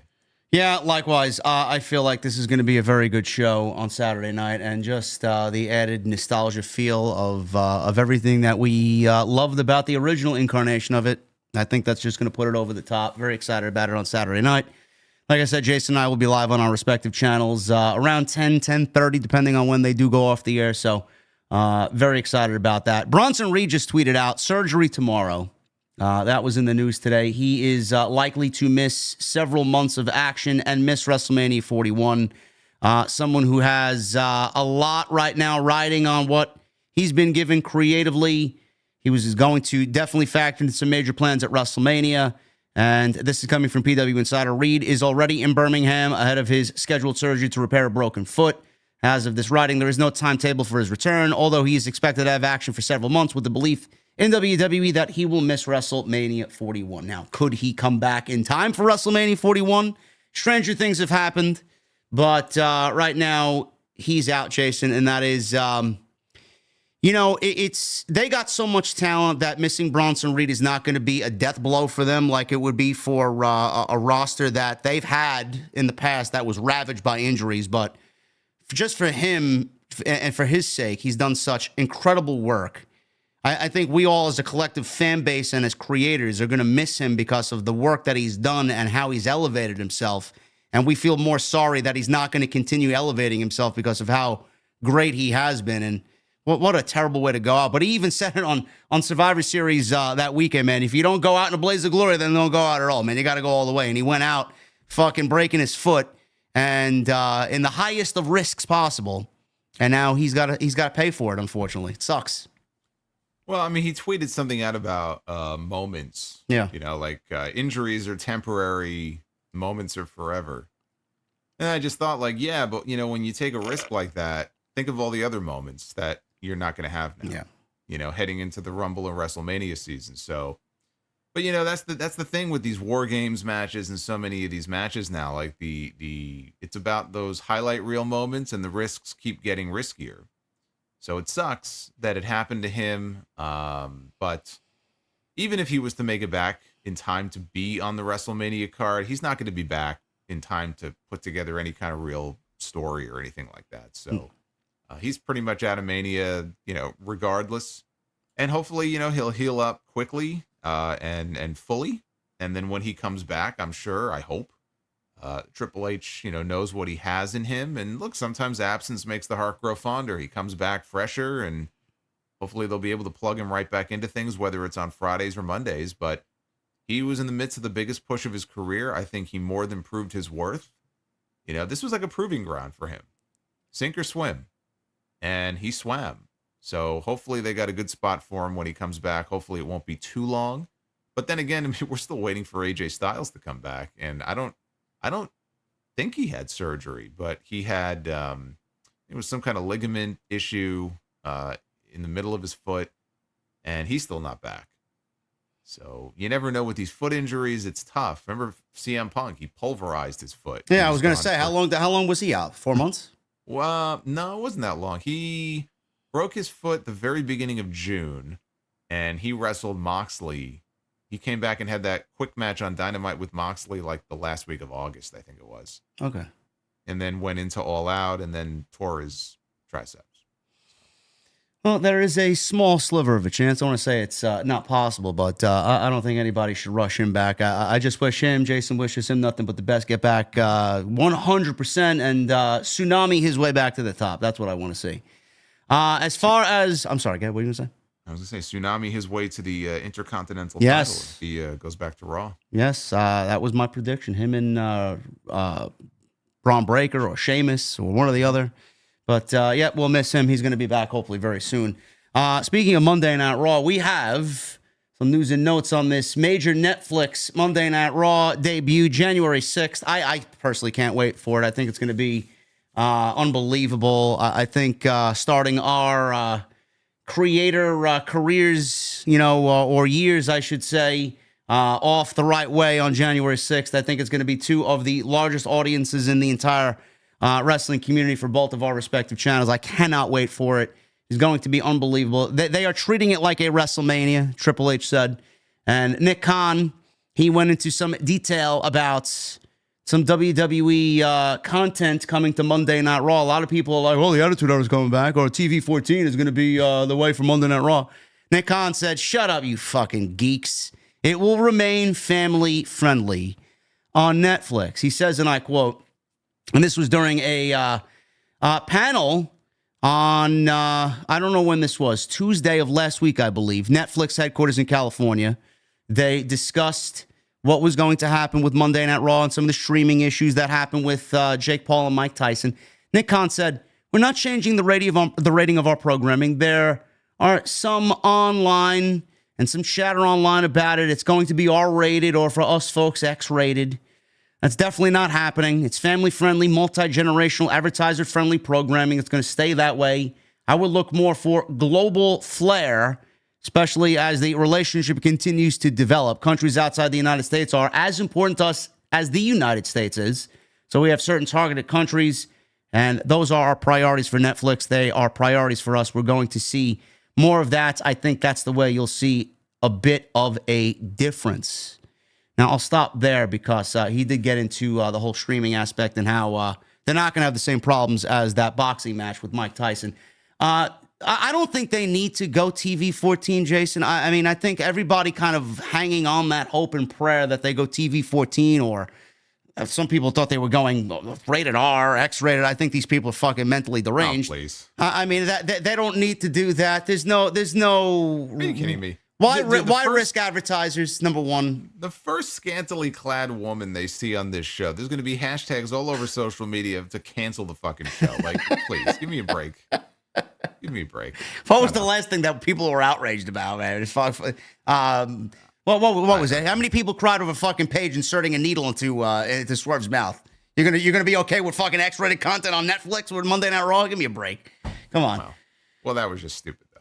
I know, but I enjoyed it. I enjoy some stupidity. But you enjoyed that? I did, yeah. You enjoyed the needle spot? I didn't mind it, yeah. What did it add to the match? It added to Paige's overwhelming evil. That's what I thought it did. Did he inject him with some kind of chemical to try to knock him out or something? Like, what was? That's what I'm asking. Like, what was the point of? I was more fucking freaked out with the cinder block spots, to be honest with you. Well, I mean, those were pretty rough, but I mean, the needle spot was just stupid. I mean, but okay, sure. If you enjoyed it, I mean, that's okay. If you enjoy stupidity, that's good for you. Yeah, sometimes I just enjoy some stupidity. I don't know. There's no reason to go TV 14. I feel like obviously the shows are a lot better than they were even 2 years ago. And you see when a good Raw is a good Raw, we don't need to go TV 14. So what do you say to these people, Jason, and all these people wanting to see that returning? We don't need it as evidenced by what we're getting on Monday, current day right now. No, it's fine. I mean, there's no need to, like, the rating itself is not even important anymore. I mean, honestly, if they can shy away from muting the crowd when they chant asshole, yes, that would be great. That's one thing I'm hoping that they don't have the editing of the crowd chants, because it's obnoxious. Beyond that, if they can just keep giving us an entertaining show, tell good stories, give us some good matches, that's all as a viewer, that's all I ask for. We don't need to return to the days of the Attitude Era. We don't need to return to this, that, or the other. If you have a more risque promo every now and then, I think we'll get that. I'm not saying that we'll have F-bombs dropping on Raw, but you'll have people dropping, bullshit or asshole or whatever. And you don't have to make a habit out of it, because after a while, you just become numb to it. So as long as you don't abuse it, you could probably, pop off with some naughty words that we don't normally hear in a promo every now and again. Yeah, and just to add what you're saying, not everybody's going to be at that level. They're not going to have that luxury. You're going to get the Punks and the McIntyres and maybe the Romans or Rock saying that type of shit. But that's what makes it special. Yes, Rock's going to say whatever he wants to say. Are you kidding me? The Rock was dropping F-bombs before. Well, if they're not bleeped out, then we're in good. Then we're good times right there. Again, he has his own rules that he plays by. But yeah, no, the product does not need a radical change as far as the edginess or anything like that. So it's fine. Just cool it with some of the editing of like the crowd chants and stuff like that, and that's going to be fine. Mr. Team Bring It in the chat said people tried to cancel Carlito for his fucking blunder on EO Sky a couple of weeks back. I'm like, yes, they did. Yeah, well, that was just stupid. Well, they've edited that out of the replay too. I saw. Which the replay only on Peacock for a few more weeks, by the way. It's not going to be there much longer. So yeah, we got news on that too. Oh, by the way, are you watching Saturday Night's Main Event on Peacock or NBC? That's right. It is simulcasting on Peacock. I'll probably watch it on Peacock. Likewise. Okay. Yeah, I think I'll watch it on there. It's either because I have YouTube TV, so it's either that app or the other app. Yeah. And I think I'll probably just watch it on Peacock. Well, as far as what you said there, yes, I hope for more of the same. I do have a news and note on the profanity as well, the censorship of the crowd not being bleeped out on Netflix. But he did talk, Jason, about global flair. The one thing that I did mention when I talked about this earlier this week on my end was the fact that there was a report that WWE, when they do the European tours, and I know they're going on a very extensive European tour around the Elimination Chamber time in March, right before WrestleMania, that those shows that we normally see on tape delay 5 or 6 hours, they may actually be live for us here in the States. Is that what he's talking about with global flair and the relationship that continues to develop with those other countries? No, I don't know that that's what he was referring to with that comment. I kind of took that to mean that we may see more shows, being taped internationally. And maybe he was referring to more international talent being prominently featured on some of those shows. But as far as the tape delay, we'll still have that issue with SmackDown, because SmackDown is airing on USA. So that tour, when it kicks off, if I remember, I think the first date is a SmackDown, and I think they're in Barcelona. So a show like that would be on tape delay. Yeah. But there's going to be 3 Raw shows in the month of March. One of them, I think, is in Belgium. And then I don't know where the second one is. The final one, I think, is in the UK. So there's 3 international ones. That's going to be different time zones. Those will be airing live on Netflix. And then they'll be archived immediately on VOD when the show is over. So if you want to watch the show in the normal 8 o'clock spot, you'll have that chance. But if you're around and you want to watch the show at 1 o'clock in the afternoon or 3 o'clock in the afternoon, they will be streaming those shows live. And so, which is great, because you'll have the option. Some people don't like the spoilers being out, and if they had the chance, they would watch the show live. Now you'll have the chance to watch Raw live. So that's a major change, because it's never been done before. Yeah, listen, stay off social media is all I could tell you. I try my best to stay off. The taped shows are going to be a thing. You can't avoid them. Well, it's going to be interesting, with us as far as like what we choose to do, because do we watch the shows live and go live immediately after at 5 or 6 o'clock in the evening, or do we wait until the normal time and then go live at 11 o'clock at night? I know I would prefer to go live earlier. So well, that means I have to drastically change my personal sleep schedule, and I don't know if I could do that so easily. So I may actually kind of slowly integrate the earlier and maybe kind of mix it in with the normal time. I don't know. I haven't decided. Well, it'll just be interesting to see the difference in audience. Yeah. So if you were to go live, let's say earlier in the day, is the audience, radically lower? Is the audience higher? Is it comparable to what it would be in the evening. For me personally, and this is why it'll be different for every content creator, it would be far more convenient to just go live in the earlier hours and have the night open. So I may choose to do that. But it'll be an interesting experiment, though, because I don't know. I'm not sure what the answer is. I'm not sure if the audience would be, because, people work during the day and don't watch TV sometimes until they come home at night. You know who's going to be happy? Our UK folk, because when they watch us live, it's what time? Like 4 o'clock in the morning over there? 3 o'clock, yeah, usually 3 o'clock in the morning. So yeah, the UK folks. I got a lot of listeners in the UK. They're going to be ecstatic if I go live earlier. Well, we'll keep you guys in mind. No doubt about it. Yeah. So that's what Nick Khan had to say about that. As far as the buffering and streaming issues, Bella Bajaria, who is Netflix chief content officer, says that they are already ready for WWE's arrival. So no problems are going to be having, the same thing that happened with Jake Paul and Mike Tyson. They're not going to have that with Monday Night Raw. Whenever we do live events, we want to go and have it go smoothly for every single one of our members. That's really important. Also, to put it into perspective, 65 million concurrent streams for Mike Tyson and Jake Paul. It was a very successful night. Scale was very big, which is great. There's a lot of interest in it. We expected a big number. It was a big number. And they want to make sure that everything is well for WWE. We learned from those things, and we're obviously doing a lot more stuff to learn and get ready for not only WWE, but NFL and Beyonce at halftime, and we're totally ready and excited for WWE. So they got a lot coming up. They need that NFL weekend to go swimmingly. So I think that's, I believe Bella Bajaria here, that they got everything kind of streamlined. So we'll see and how that plays out. But I don't expect any problems with Netflix. I'm not expecting any problems at all, honestly. I mean, you might with the first one. Yeah. But if it would be minor, and I'm sure they'll work out the kinks. They're not going to have the kind of audience for that show that they're going to have even for the Christmas Day NFL games. No. So if there's a problem on Christmas Day, if there's significant streaming issues or lag, I'd be a little worried. But anything that happens on January 6th, I would imagine it would be minor. Again, this is every week going forward for the next, what was it, 5-year deal, 10-year deal? 10-year deal. So it's not going to be an issue. Netflix is the biggest streamer in the world. They have a lot of money invested in this. And again, the audience is not going to be so great that it's going to overwhelm their servers. So I'm sure it'll be fine. I'm more curious to see how the commercials are going to be utilized. It really hit me watching Raw last night. And it's like this every week, but especially last night for some reason, where, like the main event, for example, Rhea Ripley comes out and then they go to commercial. They come back from commercial and then Raquel makes her entrance and Rhea attacks her in the aisle. They start their street fight. It couldn't have been longer than 60 seconds, maybe 90 seconds at the most. And then they went right to another commercial. At 9:50, I said the same thing to myself watching the show. Yeah, 10 to 10. And I'm like, you know what?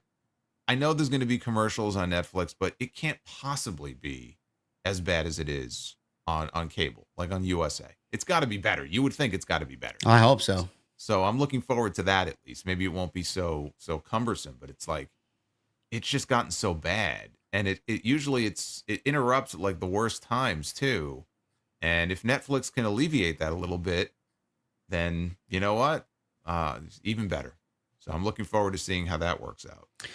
Well, right now, Monday Night Raw is the only WWE intellectual property that will be on Netflix. Nick Khan did say that there is a chance that the PLEs could move there, but right now, obviously, they're on Peacock, and he didn't want to really divulge into any of that information because right now they are tied into Peacock. So anything can happen when that WWE Peacock deal is up. So Peacock is our incumbent partner, and we're always going to respect our incumbent rights in the relationship that we have. So we'll have those conversations in 2025 when we'll see how all that shapes up. And then obviously Becky Lynch alongside Seth Rollins, Cody Rhodes, CM Punk, Bianca Belair, Liv Morgan, Rey Mysterio, The Miz, Rhea Ripley. We're all at WWE's Netflix party last week. So Becky Lynch was there. People took notice of that. She will be back in time for that show. As far as Raw, Jason, apparently Monday Night Raw is being moved off of Peacock. All of the old WWE Raw shows are moving off of Peacock. And right now, with the move to Netflix, a lot of people are wondering if Monday Night Raw is going to land on Netflix. The fate of Monday Night Raw in the archive remains unclear. Netflix has confirmed that select programming from the WWE archives will be available in January, but it's unknown whether this includes the complete Raw library. For Peacock subscribers, they still have a few weeks to relive classic Raw moments or catch up on episodes that they may have missed. Come January, the future of Raw and its history on streaming platforms hangs in the balance here. So I do know that on December 6th, WWE the company filed a trademark for Raw Vault, which is one of their YouTube channels where they upload old content to the YouTube channel there. Term listed as under entertainment services with the United States Patent and Trademark Office. So I don't know if they're going to move all of the Monday Night Raw archives to the Vault channel. I think that would be fucking ridiculous. How long that would take and how long of a process that would take, I don't even want to know. But as far as Monday Night Raw, I could see them landing on Netflix. Where do you see the Raw archives landing? Because I know I usually watch NXT on a Thursday or Friday, and they're not on Peacock anymore because they're not on an NBCU partner. They're on CW. I got to go to the CW app.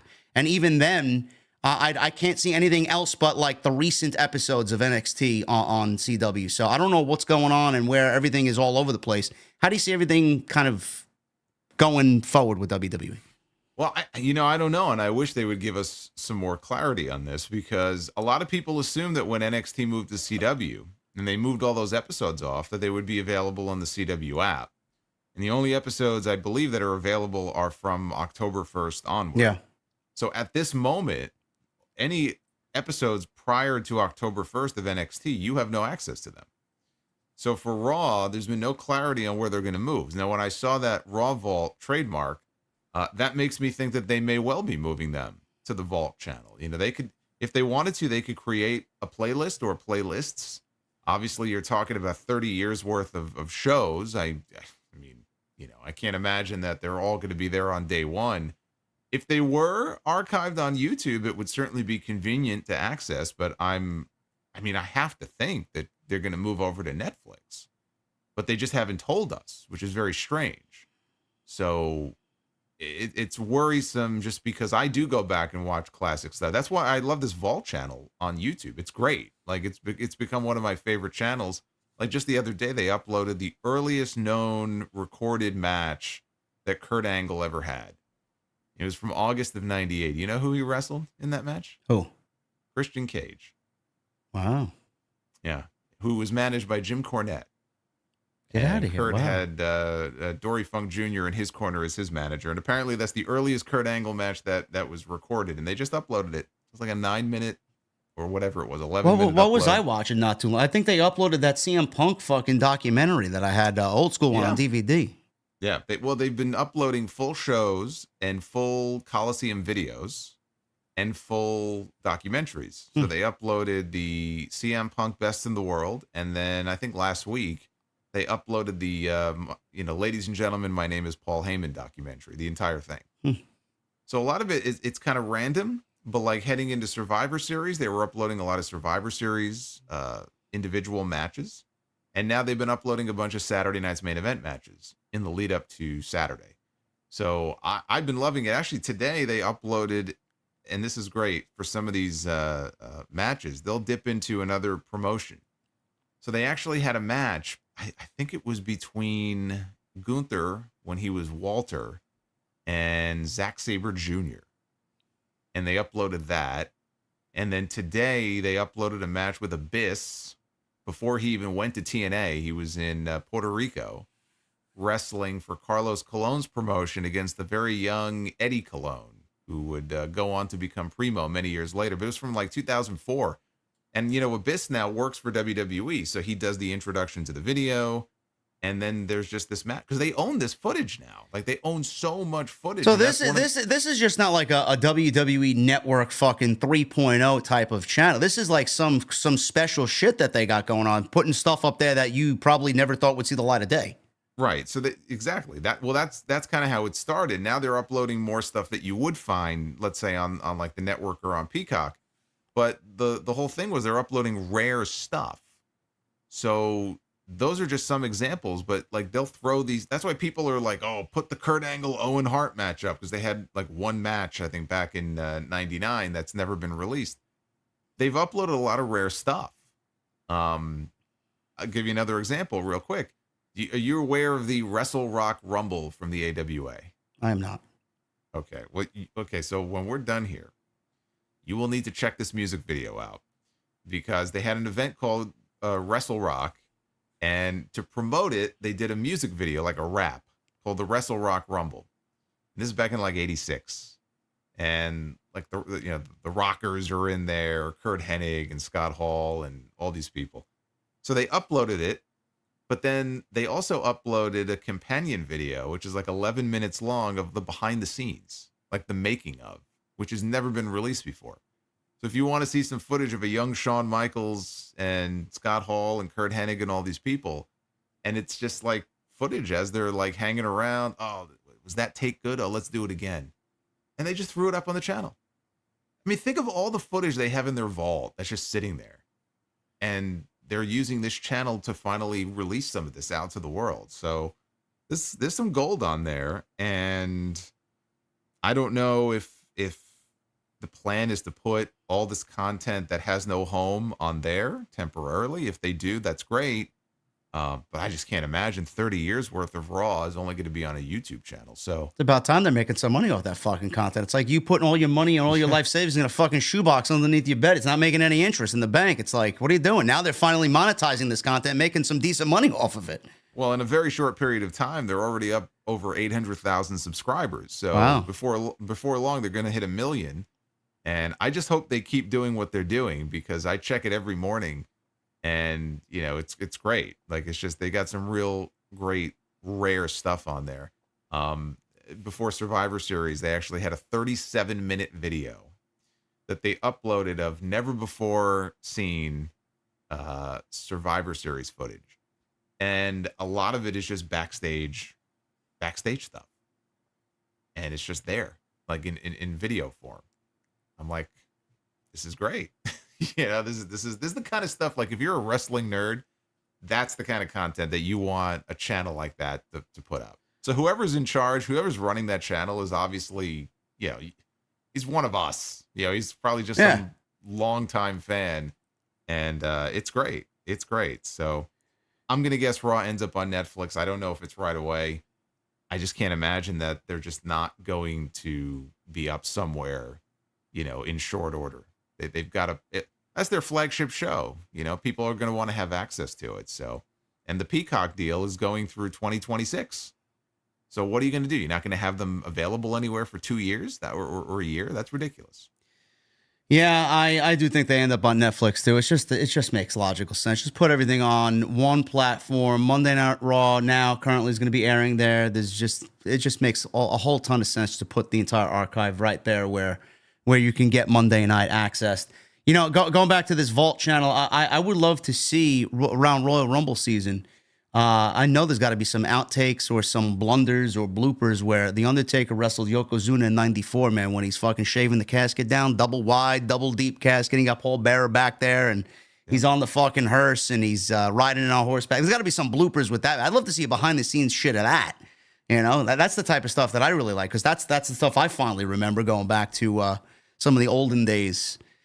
I don't know. Well, yeah, no, and that's exactly what they have. They have footage of all this stuff. Well, it's funny you mentioned that, actually, because one of the videos that they posted, it's funny you mentioned that. It shows Paul Bearer. They were filming these vignettes in a cemetery somewhere, and Paul Bearer is cutting a promo, and he's in his voice. Oh yeah, he's doing his Paul Bearer voice like he's a 12-year-old boy, and then the end of the promo has the Undertaker. I think his hand comes up like from the grave or something, but what you see is like his hand comes up and he's holding like a little skull, and he's like, going like this, and he like fucks up the shot. He's trying to crack Paul Bearer up, and all of a sudden, like on a dime, Paul Bearer stops doing his Paul Bearer voice, and he's like, "Son of a bitch, like you messed up the whole shot." And it's just like random bloopers like that. So they actually have stuff like that that's already up. But like, you may have missed it. A week ago, they put up Amazing Red's only WWE match that he ever had. Why am I not looking at this channel? I didn't know any of this. It is the Amazing Red against CM Punk. And I want to say it's from 2005. It's the only match he ever had. And it's up right now. They put it up a week ago. on the Vault. Now we got to ask Red about that on the 20th when we see him. Like, what the fuck did you think when you saw your name and your fucking wrestling on CM Punk, wrestling CM Punk on WWE's Vault channel? Yeah, he's up on the Vault channel right there against Punk. Like out of nowhere, they just put that match up. So yeah, no, we definitely have to ask him about it when we see him in a few weeks. But yeah, it's great. I love it, and it's just a mixture of all kinds of wacky stuff. So I hope the channel continues to grow and they take suggestions and put some more rare stuff on there, because where else are we going to get access to this stuff, you know? It's great. I got to go check that out. I didn't know it was that extensive with this Vault channel. So I got something I can do while I make myself a nice drink later. Quickly, guys, just a couple more news and notes. Thank you. First of all, we had 2,900 in here. We got almost 1,000 likes. And if you guys want to continue to get those super chats in, please do so. It's a great way to help us out. And we will be joining you with those super chats in just a minute. Pat McAfee is coming back to the commentary booth full time. He let the cat out of the bag. I think he did, or Triple H did, one or the other. Letting the cat out of the bag a little bit right now. Pat's actually coming back to WWE full time on Monday night. Triple H revealed during a presentation during the Netflix and WWE partnership meeting, the little conference that they had. So right now it's Joe Tess and Wade Barrett. It remains unclear what WWE will do with the commentary teams, but I think everybody's assuming that Joe Tess and Wade Barrett move over to Friday, and Michael Cole and Pat McAfee go to Monday night. I think Corey Graves stays on Friday night, right, Jason? You think he stays on Friday night? I believe the plan is to have a 3-man booth on Fridays, where Tessitore would be the play-by-play guy, and then it would be Corey and Wade with him. There you go. So that's coming. If you like Pat McAfee, great. If you don't, he's back. Sorry, I don't know what to tell you.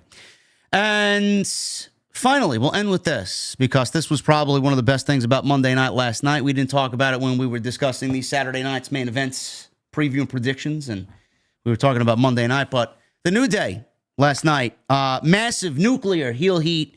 It reminded me of a lot of great heels that we just fell in love with through the golden era of some of the WWE. You know, I think back to Tommaso Ciampa and the nuclear heat he got when he was NXT champion. He came out to no theme music. They fucking booed him out of every building he showed up in. Last night, the New Day came out with no theme music. They showed up. They got booed out of the building. They couldn't speak. They got the Dominic Mysterio treatment. Couldn't hear a fucking word they said. And they actually put the microphone down and refused to say anything to the live audience. I thought it was tremendous. And the heel turn on Big E is already paying off in amazing ways. So I love it. I don't know what you thought of it, Jason. What was your reaction to that nuclear heel heat for both Xavier and Kofi last night? I thought it was fantastic. It was exactly, you know, if you're the New Day, I mean, you kill for a reaction like that.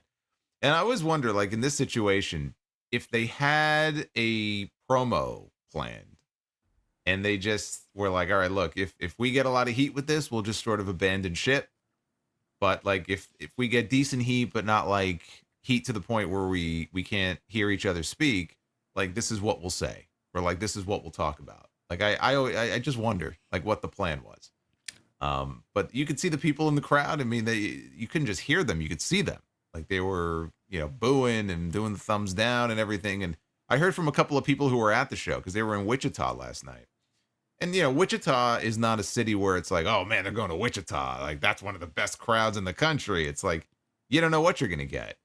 And they came through last night with the reaction. And the two people I heard from were like, it was crazy. Like in the building, like they couldn't even hear the brief remarks that Kofi and Woods said. So they had to watch it when they went home to hear what they actually said. And that's heat. And I think it's fantastic. I think that, you know, going forward, it'll be very interesting to see what they do with them, because do you continue to do segments like this? Because you can get a few weeks out of this, but like, what do they do? Like, are you just going to have them go after the tag team titles? Do you have them wrestle individually? They had a little run-in with Cody Rhodes on the show last night. Wouldn't that be something if they cost Cody the title on Saturday? That'll put some heat on them. But yeah, like, what are they going to do with the New Day going forward until we get, let's say, to the Royal Rumble? Because I still believe, I'm of the belief that Big E is going to wrestle early next year. He's going to come back. I agree. And I just think having him make a surprise return in the Rumble to eliminate them would make all the sense in the world. So I want to see what they do with them. Like, how each week can they get these guys heat? Woods took the camera away from Stu, the cameraman, John Cena's friend. Are we going to get some interaction with them and John Cena? Because John Cena is going to be back in a few weeks on TV. So that's what I'm curious about. I liked how they played it off last night like they were shocked. Like they were taken aback by the reaction. Like, we didn't do anything wrong. Like Woods kept saying that over and over. Kofi's like, we could have taken a chair and hit him in the back, but we didn't do it. We could have taken a sledgehammer and hit him in the back of the head, but we didn't do it. And Woods is like, what did we do? We didn't do anything wrong, because they're that deluded in their head that they just feel like we just told the truth. We didn't do anything wrong. What are you yelling at us for? It's the best that they've looked, the best that they sounded, I think, in 10 years. I thought it was unbelievable last night. What the original plan was, if you guys remember last week, Big E was turned on by, yes, the context, I know, the heel turn. The Odyssey Jones factor, a lot of people are like, well, what if Odyssey Jones was still in the group? Well, Dave Meltzer talked about this. When Odyssey Jones came in, they were going to tease issues with them not getting along, but it would end up with Kingston and Woods going heel by choosing Jones and having him publicly replace Big E, which Meltzer says was the original plan. But then Jones got fired and the whole thing got put on hold, and they made it work anyway. That would have been great. I think whatever they had kind of changed because of his termination, it still worked out the same way. We would have been right back to the same result anyway. So either way you're looking at it, New Day is, believe it or not, after all this time, I would say, I don't want to say the biggest thing on the show that I look forward to, but outside CM Punk, bro, I think New Day is right now the most interesting thing about Monday Night Raw. Well, dude, I mean, this is the third week in a row that the New Day, for me, was the best segment of the show. Yeah. Right? 2 weeks ago, they had that backstage blow up. That was great. Last week, the reunion celebration, that was one of the two best segments on the show. And then this week, I thought, same thing. I mean, the two best segments were the Punk sit-down and the New Day segment. And I think third straight week, New Day was number one. In 10 years, I can't say there's ever been another period where 3 straight weeks I would sit here and tell you the New Day was the best thing about Monday Night Raw. Right? But here we are 10 years later, and I can sit here and tell you that. So I think that's great. I hope they can make it 4 weeks and 5 weeks and so on. And look, Bronson Reed, I thought was easily the highlight of Raw, many Raws over the past few months. And now he's hurt and he's going to be out. So now the New Day can step up, and they could be the new must-see attraction every week. I think it's great. That's what you get, guys. When there's story behind it, that's what you get. I love it. Thank you guys very much for all your support here, man. We're 20 likes away from 1,000 here tonight on episode 76. I would really appreciate if you guys hit that thumbs up if you have not done so. Make sure you guys get your super chats in. We're going to hang out with you in just a second. And please leave me a comment down below on this very podcast. Tell us what you thought of tonight's show and all the major stories. Comments go a long way, man. Helps us out on the channel and gets the podcast out there in the algorithm. Would love to see it. Make sure you guys check out everything in the description as well. Jason is live whenever there's a show. You guys know where to find me. He's on social media, on X. Everything you need is linked down below in the description. So please go follow him where you can. And let's see what we got here as far as the super chats are concerned. We're going to start with Michael Krause, $2 super chat. It's Tuesday. OTS family, hope all is well, my friends. Michael, thank you, brother, for always being here.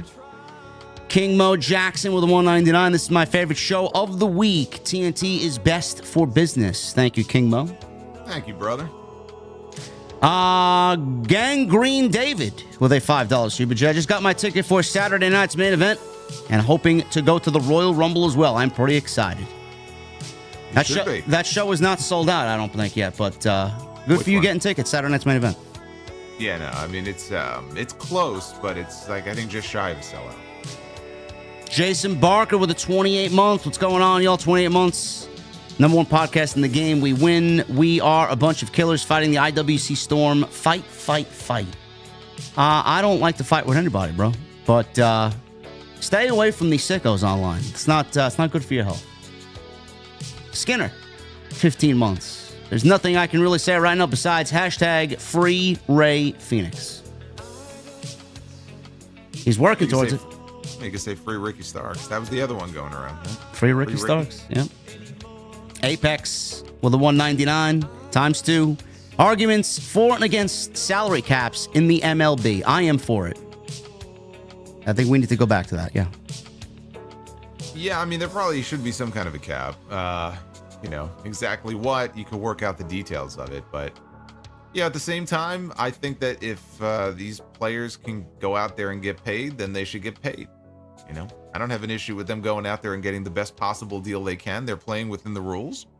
The rules are what they are right now, and but I do think having some kind of a cap would make sense.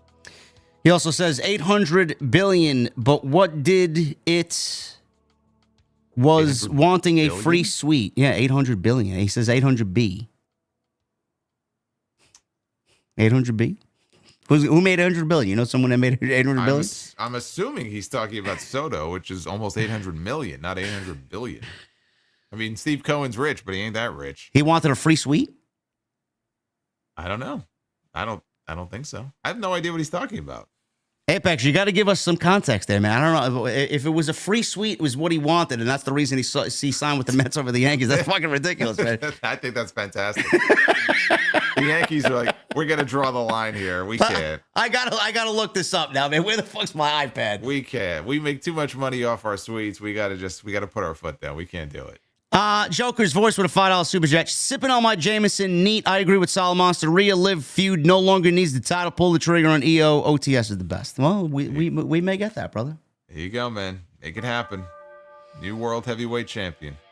Best in the world, Matt, with a $10 super chat. Remember the song from South Park, the movie about Kyle's mom? Well, Tony Khan is a bitch. He's a big fat bitch. He's the biggest bitch in the whole wide world. Hashtag free Rey Fenix. Okay. I do remember that. I remember he was, Hartman was getting increasingly frustrated. And, not Kyle. No, it was Kyle, right? Yeah. Hartman sang the song. Kyle got frustrated. I just remember he's like,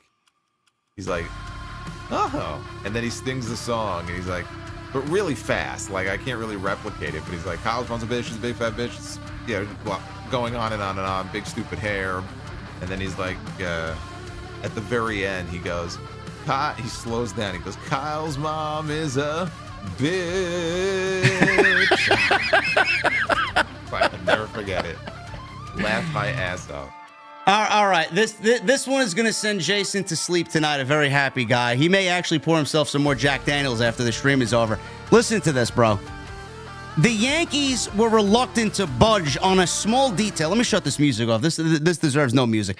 The Yankees' reluctance to budge on one small detail, which the Mets acquiesced to, may have made a difference in Soto agreeing to change boroughs for $765 million. The Mets offered Soto and his family a suite at Citi Field while the Yankees wouldn't budge on a suite, according to John Heyman of the New York Post. New York, which had given suites to five-time world champions Derek Jeter and two-time American League MVP Aaron Judge on the condition that they pay for them, didn't feel right giving Soto the suite for nothing, instead of offering him one at Yankee Stadium at a discount. Are you fucking kidding me, man? Well, I mean, you would think that Soto could pay for the suite himself with the money he's being paid, but hey, tip the scales. What can I say? The Mets were willing to go above and beyond to bring him to. Listen to this. Heyman also reported that an incident with an overzealous Yankee security guard seemed to irk Soto earlier in the year, though the club apologized to him and he forgave them. But with the offer of the suite at no cost and the knowledge of where the Yankees may have briefly overstepped their boundaries, the Mets seemingly appealed to Soto's family as much as they did the generational slugger, says Sports Illustrated. I love it. I love it. It's only going to make Yankees fans that much angrier now when they hear the details of that. Wow, that's fucking sad, man. Because as far as the money goes, like, it was only a difference of $5 million. Yeah. So, like, the Mets outbid by so it's like, okay, there's got to be something else involved here. And I didn't know about the suite. That's pretty sweet. Hearing about that. Yeah, it is. Look at that. Hey, look. You roll out the red carpet when the time calls for it. You see something you want, and you got as much money as Steve Cohen, I think he's the richest owner in all of Major League Baseball. Well, I wouldn't be surprised. Then you roll out the red carpet and you do what needs to be done. He saw Soto and said, I want that guy. And when you're that rich, you get what you want.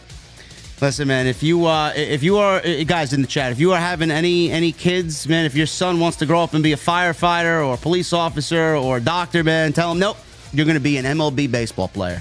That's where it is right now.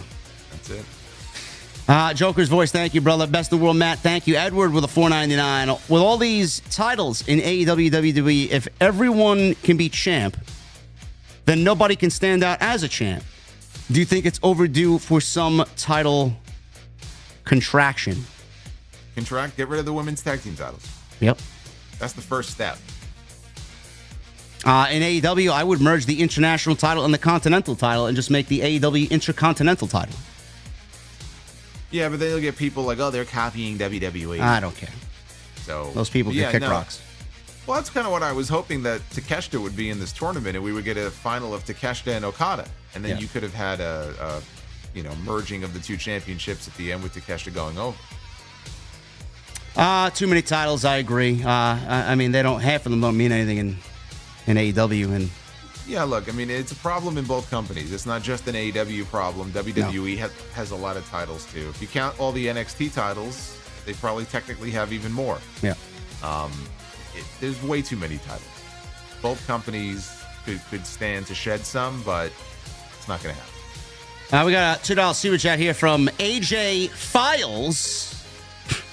Ring of Honor equals trios. Collision equals tag team. Dynamite equals one-on-one. Okay. Well, then, what did he say?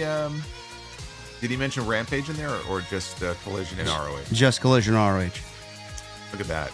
Rampage doesn't even rank on his scale. So, like, if that's true, what is Rampage? I don't know. Canceled. If Dynamite, well, yeah, probably. If Dynamite is one-on-one, he said Collision is trios. Collision, Ring of Honor is trios. Collision equals Dynamite, tag team Dynamite. Rampage doesn't even have a designation. It's pretty sad. No, good. We're better off without it. Xeno Zero with a $10 super chat. I got Io Sky winning the Rumble. Do you agree? Also, who would win, Jacob Fatu or a younger Samoa Joe? I mean, the women's Rumble is going to be fucking as stacked as any year they've done it. So it's going to be tough. Becky's in there. Charlotte's going to be in there. Rhea's going to be in there. It's going to be a free-for-all. It's too early for me personally. And I'm going with I don't know. We're talking about Jacob Fatu now compared to a younger Samoa Joe. I may have to take a younger Samoa Joe. I'm going to go Jacob Fatu. Okay. But that would have been a great match. Yeah. And yeah, as far as the women's Rumble, it's still too early. We don't know what Charlotte's status will be. Becky, we imagine they'll be back. Both of them will be back before then. And either one of them could easily win the Rumble. Rhea, is she going to be in it or is she going to be champion going into it? We don't know. Yeah, we have differing opinions on this. I can't wait for all the Liv Morgan fans to come after Jason after tonight's stream because he is predicting she loses the title on Saturday. That's okay. I mean, I've had the Liv Morgan stands, the Alexa Bliss stands, the Sasha Banks. Bring it out. Right. Mercedes, who has very loyal fans. I mean, look, I got it from everybody this way. I got it from been getting it from AEW fans and Yankee fans. So hey, it's all right. You're putting your feet into the fire, man. You're not afraid to battle anybody. Bring it on, man. But Alexa Bliss is another one too. You can't count her out because she's probably going to be back by Royal Rumble time. It sounds like so. You throw her name in the mix too. Sidra with a $2 super chat. Pun enters room and kills 10 people. Pun in, 10 dead. Oh, that's awful. That's so. Sidra, man, you can't walk into the stream and deliver that as your first joke, man. I'm sorry. That's one of those things where, like, before you go out in front of the crowd to do your stand-up act, like, you have it written down on the paper. You just fold that paper up and throw it in the garbage. Like, you leave that one out of the act. That just doesn't work. I was watching Seinfeld the other night, and it was the episode where Jerry was on stage and he was being heckled by that fucking employee at Elaine's office. He's like, you go to someone's work and you heckle them. Which he did later in the episode. He went to her office. I know. Yeah. What a great show, man. Michelle with a $2 super chat. If Cody never left AEW, would things be different? Yes. Yes. They would be a lot different. Yes, they would. I don't think that brawl out happens. No, I agree. Mr. Team Bringer with the 199. We need Solo to do an AW Rampage corner segment. We got this thing on Wednesday night. Jesse does a Collision corner. He goes over Collision in 90 seconds, and then he ends with, I watch Collision, so you don't have to. That used to be my line about Monday Night Raw. Fucking stole my line. Jesse, what are you doing, man? You fucking plagiarizing this guy? Come on, man. When Raw was at its worst, I used to say, I watch Raw, so you don't have to. Now we gladly watch Monday. It's not great every week, but it's a lot better than it used to be. Yeah. Snowman Con with a 279. Do you think TK thrives on drama to offset declines? No, I think he's a non-confrontational guy. I don't think he wants the drama. I really don't. Yeah, I mean, he doesn't notoriously doesn't release people. He just sort of doesn't like ghost them or just has them under contract until their deal is up, and then the people he doesn't want to keep, their deals expire. And yeah, I don't get the sense he thrives on confrontation. I think he just wants to stay out of it. For some people asking in the chat, no, I did not get my hologram mask yet. We ordered it. It's not. They didn't ship it yet. It's on back order. It's so popular that it's on back order, so it could be a while. It definitely may be a while. I may not get it till January with how slow Shop AEW is. We got Demeter Bullion, Shane O'Mac, Elmo Undies, Punky Funky with a $7.99. He says when Big E return, he gon' be so mad at New Day he finna attack our. He finna attack our truth with flaming barbed bat, flaming table, a knife, a double axe handle, off top rope, and a gun. Okay. You know, I feel like it's been a few weeks since we've heard from Demeter, and I think what happened is he was back on his meds, and now he's off again. Demeter, man, it's good. It's good to see you, bro. Hidden Network with a super chat here says, I'm excited for Saturday night's main event at Solo Meechin. Meechin? What about her? Is that addressed to me? I guess so. He says at Solo. I don't know. Well, I mean, sometimes I mention that when I say Meechin, I go Meechin. Like okay. Maybe that's what he's talking about. I don't know. I go back and forth between Meechin and Mia. Yeah, they got me calling her Meechin from now on. I was like, I'm not going to call her that. No, it's just whatever. Yeah. Francis with a 15. He says, still finishing up the Rey Fenix from today. So Tony needs people who are in charge of wrestlers who need visas, transportation from airports, and a medical person who can be on top of the injuries. Yes. He should have someone in charge of all that stuff. Yes. Not about the travel department. Yes. It also says, you guys are doing a fantastic job. Work nights, so when I super chat, it's basically what is on my mind. They're not fully what you guys are discussing. As long as you're here, brother. Appreciate you very much. Glad we could keep you some company while you're working. King Mo Jackson, the 5. What did the horse say after it tripped? Help. I've fallen and I can't giddy up. Oh my God. Sidro, you've caused a widespread comedic disease here. Why did the bicycle fall over? Because it was too tired.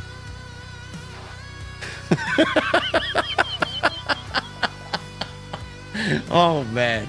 King Mo, man, please don't quit your day job, bro.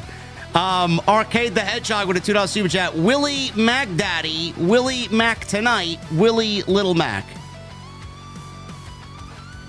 We got a Willie Mack fan here. Yeah. Apparently. There you go. 0. I have not gone to work the day since Hogan retired. I'm honoring him by refusing to do a job. Well, there you go. Very appropriate.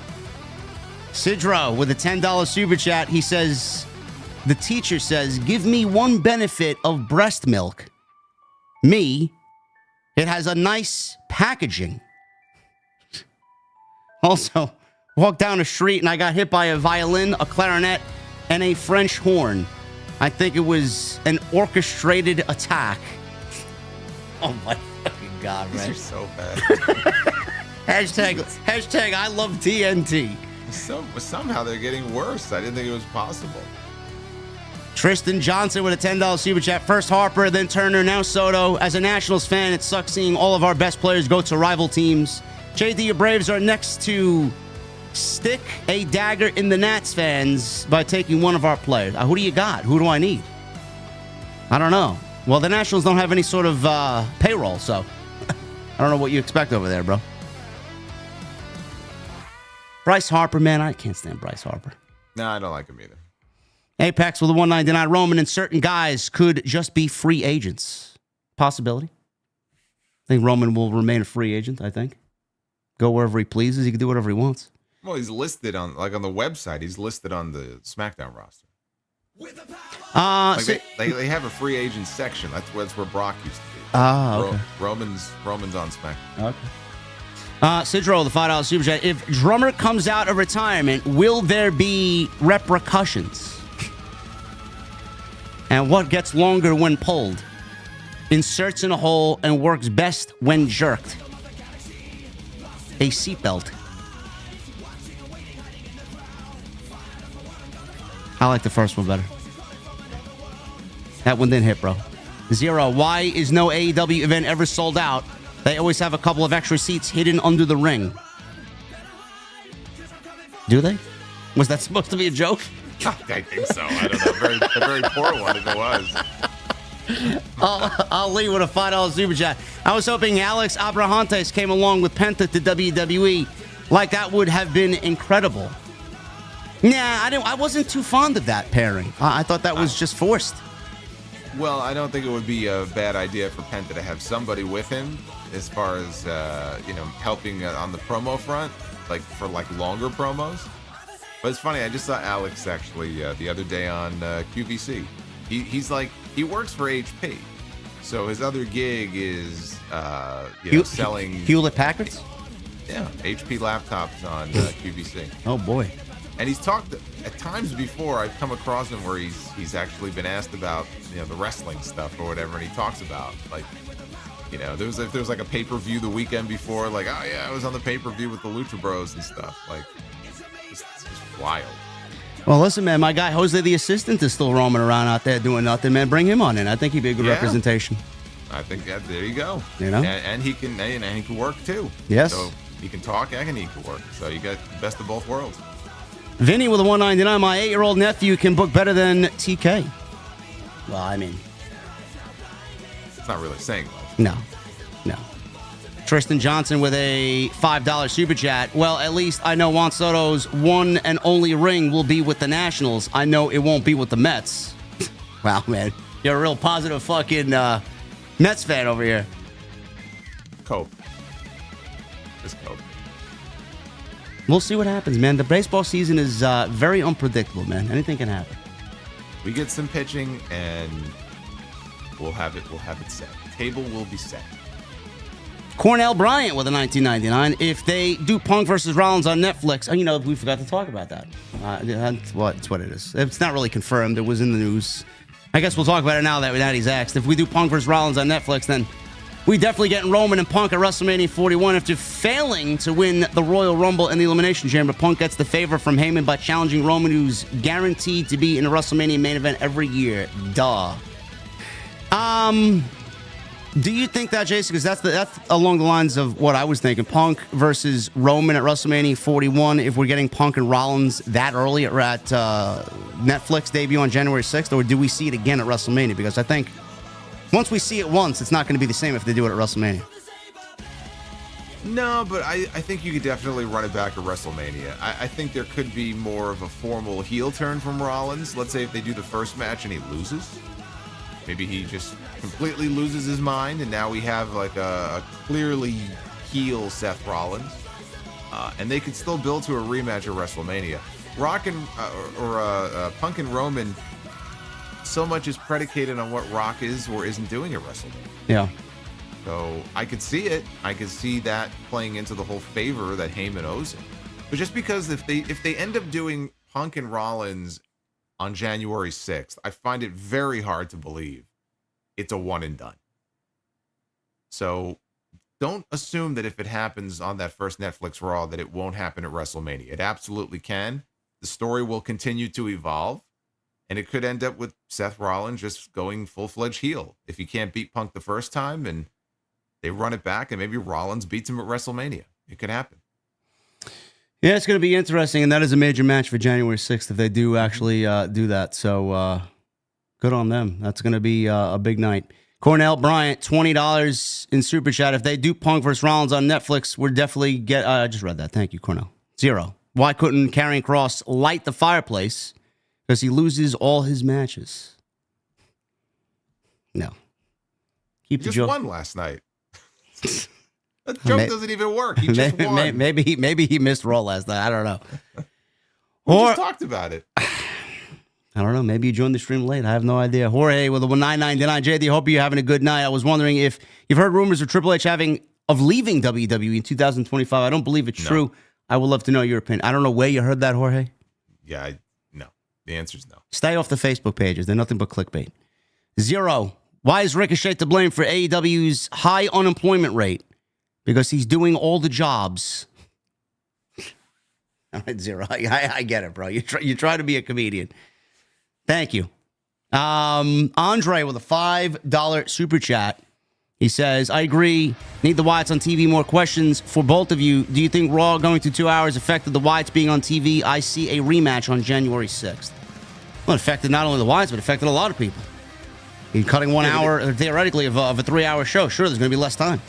It affected them, but, I mean, that's no excuse to go weeks and weeks and weeks without having them on TV. Like, you could easily carve out some time in the second hour of, an episode to have the Wyatts on the show in some way. Like, I don't mean in a VHS promo. I mean, like, on the show. So it affected them because they have less time, but you can't let that much time go by between appearances. Yeah. Eddie Foster says Sportskeeda is reporting that Triple H news. Yeah, there you go. Don't believe it. BW Roses with a $5 super chat. Do you see Liv versus Rhea in a barbed wire cage match on the first Raw on Netflix to end their near year-long feud and move Liv to the tag team or IC title division? No. You got the wrong show, brother. That's the other show. Barbed wire cage match. I mean, what the fuck? What are we watching here, man? Also, he says, do you agree that Tony Khan is more scared instead of petty of letting his talent go to WWE, knowing Triple H would book them better than him? Agreed. Well, no, I don't think it's that. I think it's personal to him. Yeah. I think that he feels WWE has tried to fuck with his business and has tampered and taken advantage of certain situations, and he takes it personally. And he doesn't want to just hand talent over to the other company knowing that's where they're going to end up. And I think that's a big part of it. Like, it's personal. Wolf Dragon Monster Den with a 2. Get Saturday nights all right for fighting for Saturday. No, we got Obsession. We don't need that. Fuck we need that for? No, either Obsession or the instrumental theme. Yeah. It has to be one or the other. Remember when they brought it back in 2006? Yeah. It's like some random fucking, I don't know what it was. Like if it was a rap song or a rock song, it was some random nonsense. I'm like, this isn't Saturday night's main event. No, Vince didn't give a shit at that point. No. Alex with a $10 super chat. Brother JD and Solo, can you see Roman versus Punk and Cena versus Cody be the 2 main events for next year's SummerSlam? Can you see these 2 matches alone set the SummerSlam gate record? Big possibility, for sure. I know we were talking about Gunther potentially against John Cena. I'll take either one of those matches, honestly. Yep. Yeah, look, Gunther and Cena could happen at WrestleMania, not SummerSlam. Yeah. Mr. Team, bring it.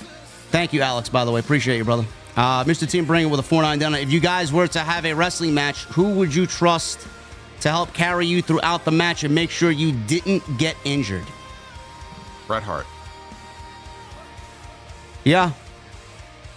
That's a good one. I don't know if I could top that one. One of his claims to fame, that according to him anyway, he's never injured another opponent. There you Indigo, what's up, brother? 47 months, thank you, man. No message. CRJ209, 38 months in Jacob Fatu's voice. I love you, JD. That's this guy's gimmick. That doesn't work with me. It doesn't work as good. Anthony with the 499. What is your favorite Saturday night's main event moment or match? Jeez. Well, my favorite moment was technically on the main event, which was the occasional live Friday night special they would do where the Mega Powers broke up. They had a match against the Twin Towers that night. Elizabeth took a bump. I think it might have been the only bump she ever took in WWE. And just the way that whole angle played out, it's still seared in my brain from when I was a kid. And it ended up in the back. Savage attacked him. And that led to the main event of WrestleMania 5. So technically not a Saturday night's main event moment, but I kind of lump them all in together. So that's my favorite moment. When was the crooked ref for Hogan and Andre? That was the year before. Yeah. That was the first main event special. That was my favorite one. That was the one that was live, and they said 33 million people tuned in. That was in 88, and then the Mega Power split was the one they did in 89. And Andre handed the WWF title to Ted DiBiase. That was my favorite moment. No. Remember what he said? He's surrendering the World Tag Team title to Ted DiBiase. Oh, pardon me, yes. I was like, wow, okay. I don't know why you said that, but all right. It doesn't matter, man. Andre can do whatever the fuck he wants. Anthony, thank you, brother. Great question. Vincent Moore with the $2 Super Chat. Y'all the best in the business, OTS for life. Thank you, Vincent. Thank you, man. CRJ with a $4.99. JD and Solomon, so if you had the pencil, who main events night 1 and night 2 of WrestleMania 41? Cody. Cody Rock, night 2, I'm going with. You're going Cody Rock? So you're assuming, okay, Rock wrestles. Yeah. I'd still love to see Cody and Randy, but night 1 and night 2. Is Punk in one of those matches? For me, this year, I don't think he main events Mania, no. I think we have a high probability of seeing Cena and Gunther. Though I wouldn't do it that early. I would do it as SummerSlam. Me too. So then who does Cena get? Logan Paul. Logan Paul. All right, but that's not a main event, though. No. It's tough. I don't know. I don't know. No, I don't know. I don't have a good answer for you. Well, if Rock doesn't wrestle, it's going to be Cody, Orton, and Cena. Cody, Orton, and Punk and Reigns. I think that's that. I think that sounds about right. Yeah. It's going to be. Listen, it's very unpredictable right now, which I appreciate. So we will find out hopefully just a little bit more on Saturday night. Apex with a 199. Soto's mom wanted a sweet and Yankee said no. Met said yes. Yes, we just found that out. Hey, I didn't know that was legit, but here we are. What Mama wants, Mama gets. That's it. The way it works. I'm going to butcher your name, and I apologize in advance. Maul with a 499. I just got my tickets for SmackDown, Hartford, Connecticut, night before Saturday night's main event. Great show tonight. Hope life is treating both of you well. Thank you. Thank you, man. 8 packs with a 199. Watch Jeff Bezos buy the Yanks. Ugh, salary caps. Why would he want to buy the Yankees? Are the Yankee fans just done with the Steinbrenners? Of course, they didn't get Juan Soto, so they're very upset. Well, they got Max Fried today, I guess, as a consolation prize. If George was there, George would have gotten the job done. He would have got Fried and Soto. Right. Abyss with a 999. Why do people see KO and Drew as heels, but not Seth, when they have all of the same gripe, essentially? I love the style of storytelling we have now. Who's right or wrong? Everybody has good points, it seems. Well, this is what happens when you have heels that instead of it just being black and white, there's shades of gray. Yep. And there's actual depth and richness to the characters. It's nice, isn't it? I like it. I like when they, hey, listen, man, all the heels do feel like they have the same kind of grudge and vendetta, but, I mean, I like that because it just kind of plays on real human emotion. Like, everybody's got the same problem. They want to take care of it. Now we just got to get Rollins to, change his wardrobe up a little bit. Yeah. I don't know what fucking Muppet he killed last night, but, he walked out there with those furry sleeves and then lapsed into a serious promo, and it was kind of hard to take him seriously looking at him like that. Yeah, I don't like it. Monsters Inc. as people were calling him last night. Whatever the case may be. Looks ridiculous. Apex with 199. Precedent is now set with suites part of MLB deals. I guess if you want your guy, sure, why not? Soon it'll be parking spots, too, and they'll get their own bus, just like the wrestlers do. Yeah. Aerial Assassin with a 199. Did you guys talk about Punk Seth Netflix debut? Yeah, we just did. My fault. We missed it. We talked about 3 hours worth of other content. Sorry. Sometimes things get lost in translation. Blue Jay with a 199. Ray fans need a World Series ring. Pray for us. Well, you guys need a stadium first before you get a World Series. Where are they playing this season? No clue. I thought it was... Is the Yankees training complex down there? Could be. I think it is. Jeff with a $10 super chat. Hey, fellows, thank you for everything you do for us wrestling fans, and passion you both have for wrestling reminds me of passion me and my father had back in the day watching Raw and SmackDown. R.I.P. Dad. Jeff, thank you, brother. Those comments, those comments mean the most out of them all, man. Appreciate you, and we're glad that we can help you kind of sit back and relax. That's how I got into wrestling through my dad. Yeah, he was a wrestling fan, and I became a wrestler. Same thing with the Mets. He was a Mets fan. I was a Mets fan. Yep. Apex with a 199. Jason, does Rhea accidentally cost EO the title on Saturday? I think that if Liv retains, that's probably how it's done. But I'm still picking EO to win the championship. If she doesn't, then Rhea getting involved, because Raquel will be there, so it stands to reason that Rhea would be involved. I just figure Rhea's going to neutralize her, and then EO wins. But if it goes the other way, that would be the way to do it, I think. Daniel Malcolm with the 7 months. On NXT commentary, they mentioned Juan Soto from the Mets. Just rolls off the tongue so smoothly. Hashtag LFGM. Who was talking about the Mets on the NXT commentary team? I don't know. Probably, I guess Vic Joseph, I guess. Is he a Mets fan? I know Michael Cole's a Mets fan, isn't he? I think he might be, actually. Yeah, Michael Cole's definitely a Mets fan. Yeah, Vic might be a Mets fan, come to think of it. You know who else was a big Mets fan? Howard Finkel. Yes, he was. He was a big Mets fan. Yes, he was. Marvin with a $7.99. LOL, yeah, Tony is not a confrontational guy. He just secretly fires people. Well, that and he fears for his life. And Abyss with a $4.99. Any chance at all that Tony Kennedy McMahon can turn things around? I would really hate AEW going out of business, even though they get on my nerves. They're not going out of business. Tony's got too much money to let it go out of business. They need to turn things around, though, but I don't really have any hope in them right now. I hope that they do, but Eric Bischoff wasn't too far off when he said there's no hope for AEW. So, just going to leave that out there. They do tell stories, by the way, folks. Not good ones, but they do have stories. That is it. We got one more. Brian Owens, 21 months since the WWE's going back in for Saturday night's main event. Does that mean a lot of fuck finishes with DQs or countouts like in the 80s version? I hope not. I hope not, man. Oh, my God. Those shows. Yeah, that's the one thing, though. You go back and watch those old shows, even some of the old WrestleManias, like, they just did not want to beat anybody. So, like, guys would just walk out, and you'd have a count out or a double count out. Like, that was their way of getting out of it. So I hope not, and I'm sure it's not going to be as bad as a lot of those finishes were. And that was the last one tonight, guys. Thank you for a great stream. We got 2,900 plus in here. We're over 1,100 likes. True. You guys are going to leave a comment down below. You're going to help us out even more in the algorithm. Thank you for the super chat love. And make sure you guys tune in tomorrow night. Jason and I will be live for AEW Dynamite. Winter is coming on our respective channels, so that is going to be a big night. And we will pick it up from there, man. Thank you guys for everything. I'm going to leave it with Jason, as always, to sound us off on a great episode 76 of TNT here.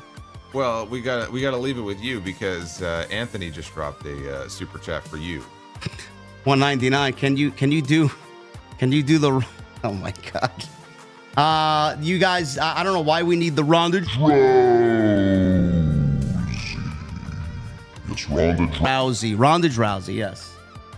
Even though Ronda has actually said some really cool shit in the last few months about Bruce and her time in WWE, man, my outlook on Ronda kind of changed a little bit. Gotta be honest with you. But I think she was also selling books, so Yes. that's why we heard a lot of this stuff. Not that a lot of it was necessarily wrong, but I know. She had a book to sell. What do you got, man? We just want to get the hell out of here. I think we just get out of here, and I'll just say I'm, again, very excited for this show coming up on Saturday. And as somebody who was a child of the 80s, I'm gonna lap up all the nostalgia, and I'm going to enjoy it. So I'm very much looking forward to Saturday night. There you go. And we're looking forward to seeing you guys again next week for episode 77 right here on Tuesday Night Titans, guys. Have a great night. And we'll see you right back here at 8:30 p.m. Eastern for another episode of TNT. We'll see you guys later.